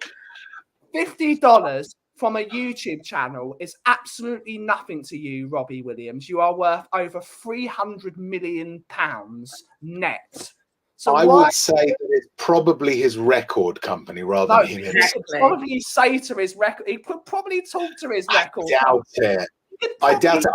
I would say he'd be more interested in the publicity, because remember afterwards he got like some Spurs shares and he said, "Oh, I guess I'm a Spurs fan now," and stuff like that. I think he would have been happy with the thing. At the Spurs, he's probably going to do a Spurs. Yeah. I reckon it was his record company trying to. We're going to butter up Kate in a minute, but we're going to go first. Why the hell is your record company taking the money of a YouTube channel that doesn't even have 8,000 subscribers yet? You're taking the money of a small channel made by little people that are trying to make a living for themselves on YouTube. But you and your $1 billion thing is you're trying to take money from people that are trying to publicize your song. No one cares about the song Angels anymore. It's a great song, but there are more relevant soft drinks than there are your song. So let people say they love Big Ange instead. And for the woman that below me, Kate, you should never have left Take That. You are a money-thieving scumbag. Rejoin Take That with the other bloke that left so Kate can see you live in concert. There you go. Okay. Bobby Williams. Get them all in one area so we can rice and attack the lot of them. Absolutely right. And now my rant. My rant is... It's not really a rant, actually. It's more a rant because there's an element of laughing involved, and that was laughing at. And I know it's a couple of weeks ago, but I can't get over it. I think it's because I live at the top of Holloway, right? Which, as anyone who knows London knows, that is essentially Arsenal country. So obviously, exactly. So obviously, there are mountains of salt all over the street, right? From a couple of weeks ago, right? It's going to serve us well in the winter, isn't it? It will serve us well, very well in the winter. We're not going to have any frost, okay? But as I said on Sava's show, I have gone out and purchased shares in a specific brand of vinegar that rhymes with parsons to go with all the mountains of salt that there are out there, because oh my God, it's hilarious. But to go with that, Rob Jones, fuck me your shit. Actually, all you referees, all of you are shit, okay? I'm directing this at you and every single one of you useless, Jobsworth, pathetic, grey, soul-sapping assholes who work for PGMOL. All of you, okay? That's my rant. There, dear. There. There we go.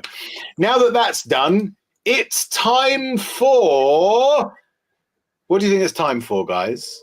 We didn't hear Cooper's rant. Yeah, we did. Yeah. It was extensive. It was all about the biscuits. Yeah. It's time for Pick One, Kick One. Whoa. Here we go. We haven't played Pick One, Kick One for a while. Kate, I don't think you've played Pick One, Kick One at all, have you? No. Right. It's very simple. Clues in the title. Pick one, kick one, right? So you get a difficult choice and you got to tell me which one you would choose. Are you ready? Okay. Are you all ready? Kuva's not ready. Or maybe Kuva is ready. I think he's always Maybe ready. he's readying himself. I'll tell you what, I'll wait until you lot carry. So what's your favourite chocolate bar, Kate? At the moment, it is a Kinder Bueno. Not a Kit Kat, because as Oh, we I know, fucking love Kinder Buenos. Oh, they're amazing. The white ones as well. Oh, it's so yummy. Seeing as Cooper is not here, we need to let him know, and we need to go to rights. No, it's not time for Wales Seaman. Anyway, Kuva's back, so we're playing Pick One, Kick One. That's the chocolate bar. Right. You ready? Lady and gentlemen. What the fuck? Right, no, you know what? We're just going to wait. Right. I'm loving Big Ange instead. Oh.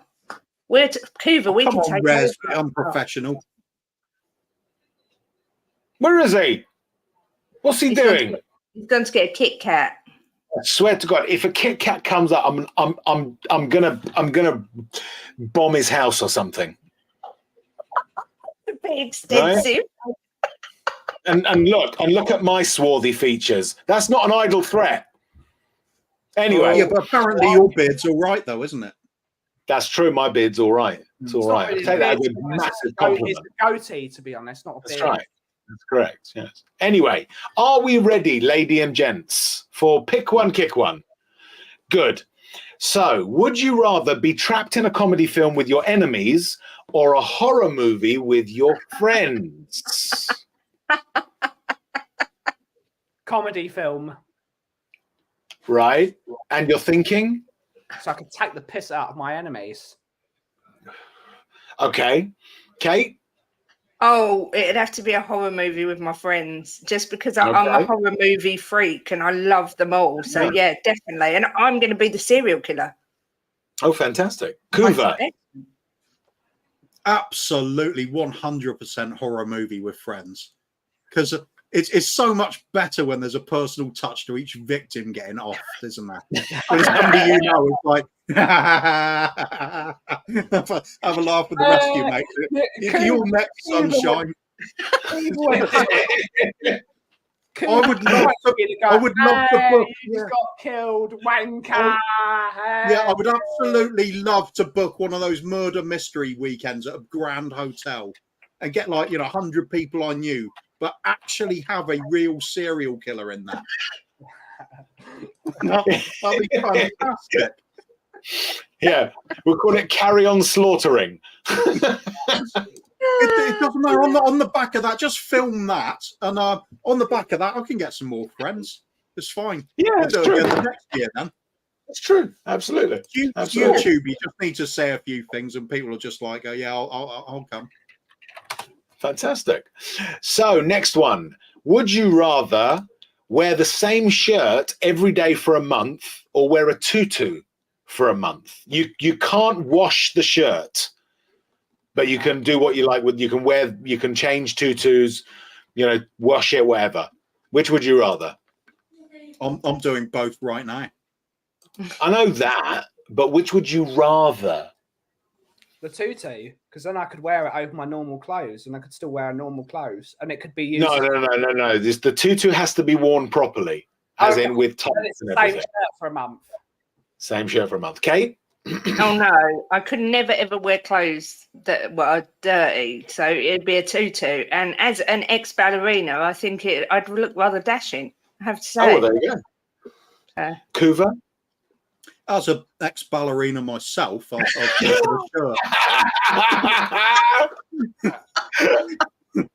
No, I think the tutu would interfere too much with one of my favourite hobbies, to be honest, so I couldn't wear it. That's true. It's difficult to get round, isn't it? Yeah, absolutely right. Yeah. Okay. Next, President of the United States for a day or a billionaire for a day? Ben? Billionaire. Why?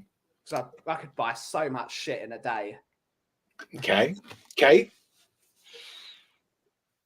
Oh, I kind of want to be both. You can only be one.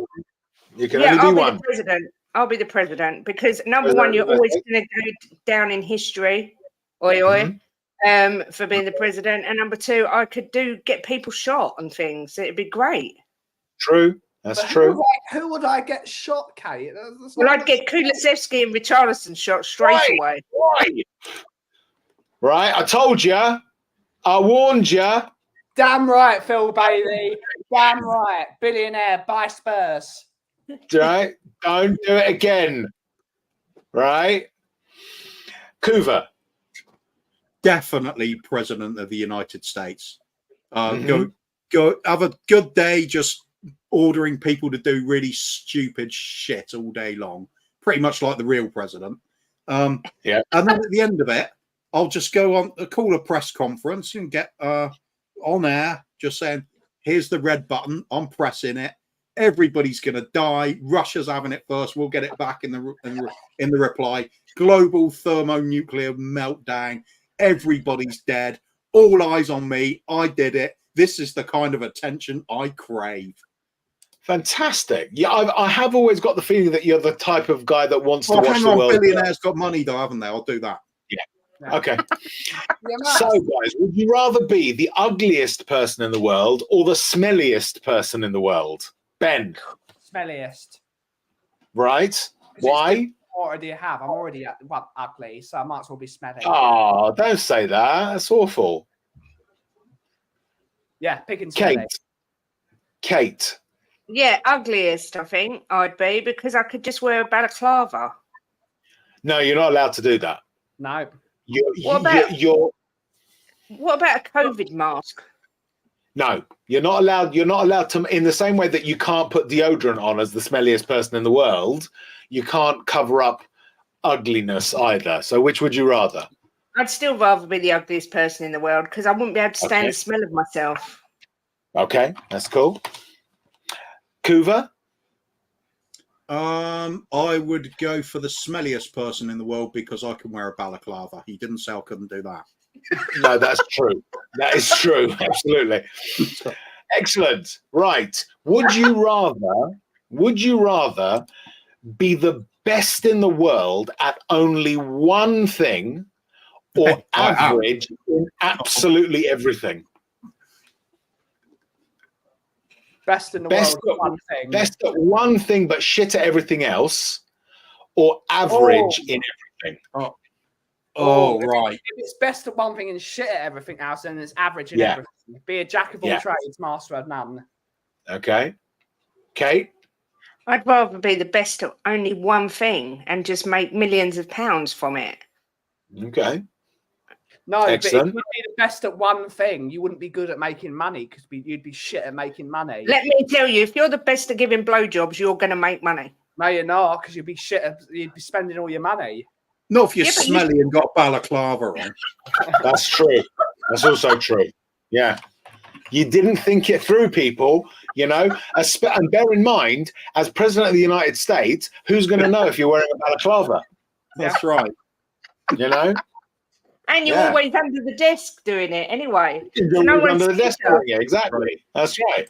Kuva, which would you choose to be the best person to give blowjobs, or average? No, that's not right. Best at only one thing, or average in everything? Look, if I'm going to be forced down that path, then I'm going to be the best at it, because I mean, you might as well, haven't you? But no, I think this, you can't deal with being shit at everything else. That'd be terrible. I think I'd have to go for average. Trouble is, there wasn't the option of being the best at everything, in which case I would have said, well, I'm living that life, aren't I? in a way. Yeah. In a way. Right, chaps. Next question. Would you rather be incredibly cool or incredibly rich? Incredibly rich. Okay. Why? Again, I would spend so much money on shit. Okay. Everyone's cool when they've got a Les Paul and a Marshall behind them. No. Your richness cannot increase your coolness. No, so if you're incredibly cool, you're invited to all the best parties, you get to mix with all the best people, you get to sort of see the best of the world. If you're rich, you've just got lots of money. So which would you rather? Incredibly cool or incredibly rich? I can watch Star Wars in my own private cinema in peace. It'd be fantastic. That's true. Absolutely. Kate, incredibly cool or incredibly rich? If you're incredibly rich, can you still have your family? Sure. Or are you that uncool? Oh, well, let's be rich then. You can, but they don't think you're cool in any way whatsoever. Well, they don't think I'm cool anyway. So, yeah, I'll just take the money. Thank you very much. Oh, fantastic. Kuva? I'm not falling for this question because I remember what you said earlier. Oh, yeah. What did I say earlier? That you're not allowed to say either of these words. Oh, no. All right. One second. Popular or wealthy? Hold on. Not quite. Oh, this is going to be the director's cut now. Yeah. Yeah. There you go. I think incredibly well thought of. Money doesn't buy you happiness at the end of the day.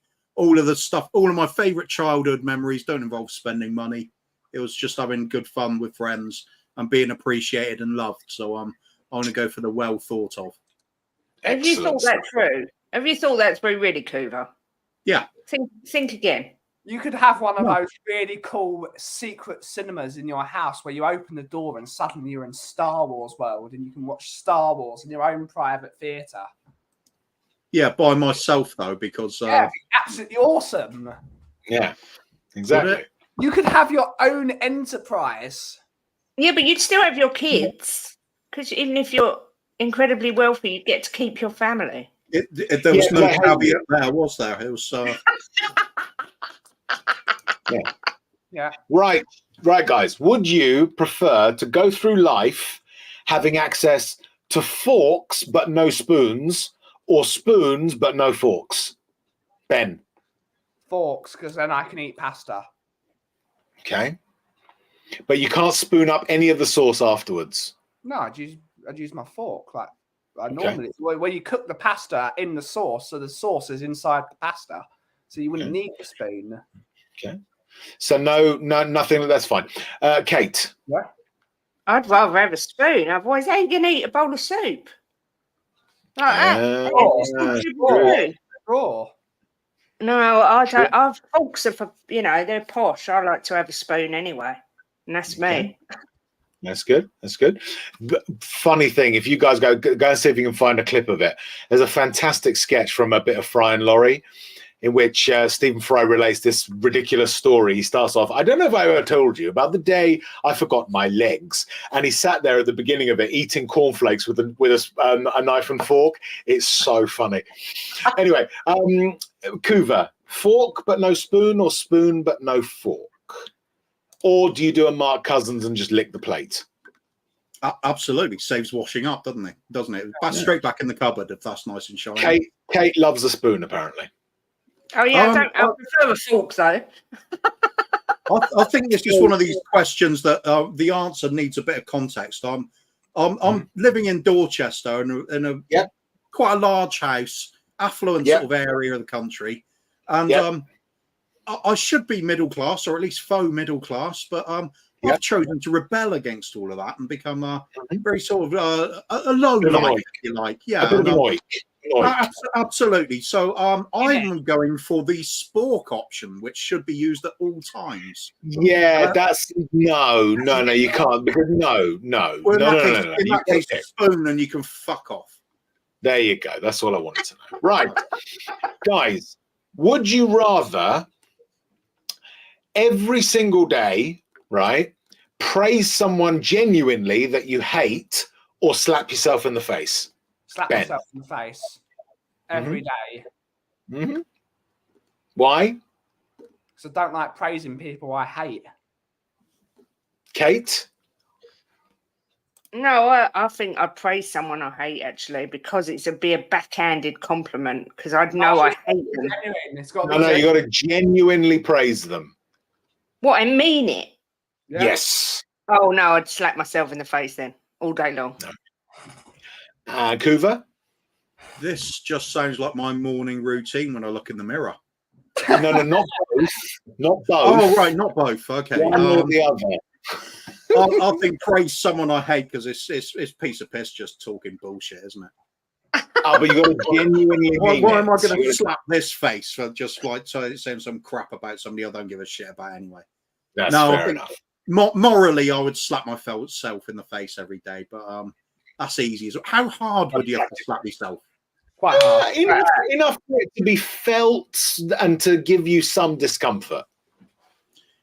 Not hard enough. Like if I did it now, I literally smack myself clean off the chair. No, nothing to cause you serious injury. No, but just something to give you some mild discomfort, something that you'd feel for a little while after doing it. Mr. K's got a good point. What if you hate yourself? Yeah, that's what I'm saying. That's a morning routine for me. That's what I mean. I covered it with not both things. So I would like to know I'd like to know the binary part of it. You see, which would you? If you could choose only one, which would you choose? Well, you see, in this house, we're very forgiving for non-binary. So I think I get that. I'm not not extolling any benefit or disadvantage to binary. As is popular, I'm taking offence on behalf of somebody else when I'm not actually myself. You see. So. However, that said, there's no value judgment being ascribed to the fact of the binariness. We are just saying, in the same way that 1 and 0 are a binary situation. If those are the only things that you have, if those are the only variables, it is a binary. All I'm doing here is saying within the variation that we are ascribing a binariness to, which of the two would you choose? This is not a judgment on whether or not binariness is valid or invalid, merely that a binary situation exists within this context.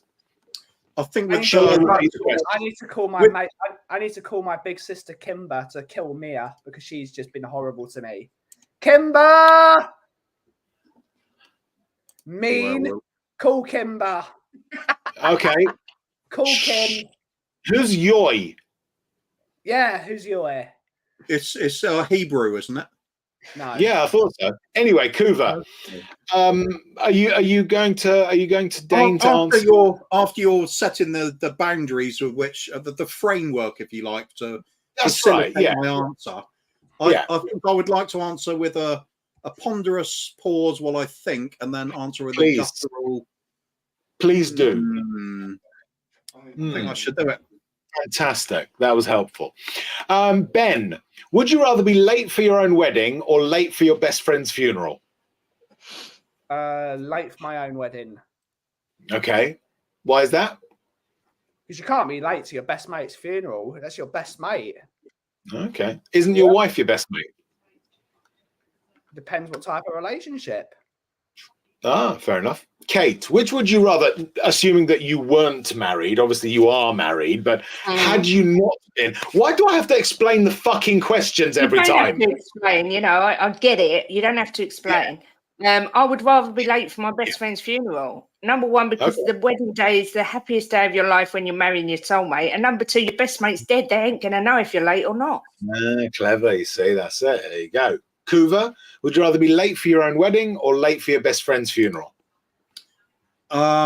Definitely late for best friend's funeral, because although I'm late, they won't complain about it, and they're even later than I am. Yes, that's true. Andy G doesn't get the question, seemingly. Andy, what's the matter with you, man? God damn it. Next question, final question.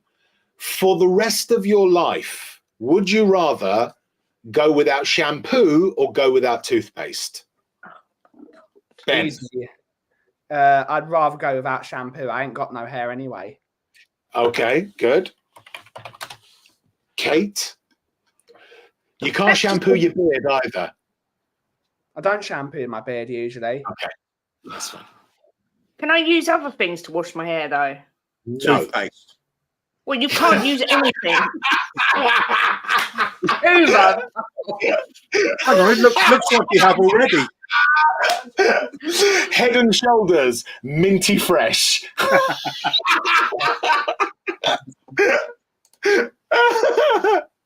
Okay, which would you rather go with? I bet that hairstyle seems the Oral B. Yeah. That's how I get the quiz. There's something about Katie. Now, can I use something else to wash it? Like, not just water. Can I use like soap or something? No. I don't want to use jism, thanks. I've tried that. I don't want that. Can I use No, you can't. Let's broaden it. Would you like to go for the rest of your life without washing your hair or without washing your teeth? Well, I think, oh my God, I can't answer it. Imagine having terrible breath for the rest of your life. That'd be awful. Yeah, and the thing is, your hair does clean itself after a while. It does start to self-clean, so I suppose it would have to be shampoo. Yeah, because your hair, unlike me, Kate, where you've got no hair left, your hair would actually grow, so you can cut the dirty bits off. Yeah, and it does clean itself after a while with the natural oils, apparently. Okay, there you go. So, Kuva? Easily go without toothpaste, because hair's got to get washed no matter what, especially beards. But toothpaste, you can just replace that with a toothpick and a creme de menthe if you're in business. There you go. There you have it, ladies and gentlemen. That was it for Pick One, Kick One. Thank you very much indeed for playing. Right, chaps, we have a match this weekend. But before we talk about that, do please like, subscribe, and comment, and tell all your friends about Shelfside Spurs Show, because, you know, we need a bit of loving. We do need a bit of loving. You know, we really do. If we pick up 800 subscribers between now and Christmas Day, I will attempt to eat 40 chicken nuggets in less than 9 minutes. Live on stream. Okay? Live on stream.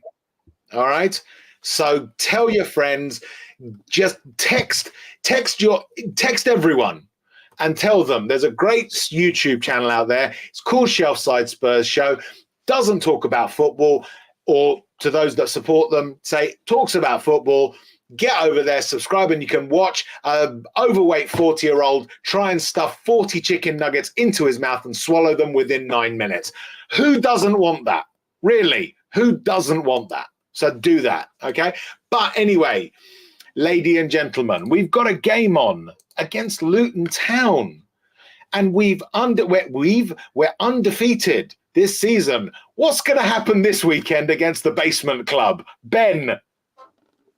I think we're going to put 11 players on the pitch, and I think we're going to have a good time. I think there's going to be jolly japes. I think there are going to be whimsical songs, and I think we're going to batter them 5-0. Okay, fantastic. Kate. Oh, I think it's going to be tighter than that. Particularly if Sonny doesn't play. But then even if Sonny does play, he doesn't do well against low block teams. So I am going to go for 3-1 to us. But tighter game than I think a lot of people expect. Okay. Kuva? This lot are an absolute joke, load of rubbish. We're going to smash them 7-3. Put your house on it. There you go. 7-3 it is. Fantastic stuff. Thank you very much, everyone. Thank you for joining me. So, Ben, there's a coffee shop, in northeast London, in the Vale of Woodford, I believe, by the name of the Coffee Company. Yeah. What is its address? You can find us at 8 the Broadway, Woodford Green, for all of your coffee stuff and all that nonsense, and Paul Stewart and all that great stuff. You can find us on there. But get over there. We do chill streams every day, Monday through Friday, 3:30 on a Wednesday for Brewing Bollocks. Times change whenever Bobby K's shift changes. And we have a good time over there. We have a great time. And get over to there. If you haven't subscribed already, we're close to 600 subscribers, which I'm trying to get to by the end of the year, because no one wants to sub to me, apparently. It's your own bloody fault. Come on. Yeah, it's your own bloody fault. But get over there. But you can also subscribe to Tottenham on Tour, who are we are very close to 8,000 subs, and we're striving towards 8,000 subs. So get over there with myself, Mr. Daigle, Mr. Johnny, Mr. Ireland, Mr. Kiriakou, Ryan when he turns up, and all that nonsense. Not Mr. Ryan? Nah. Nah.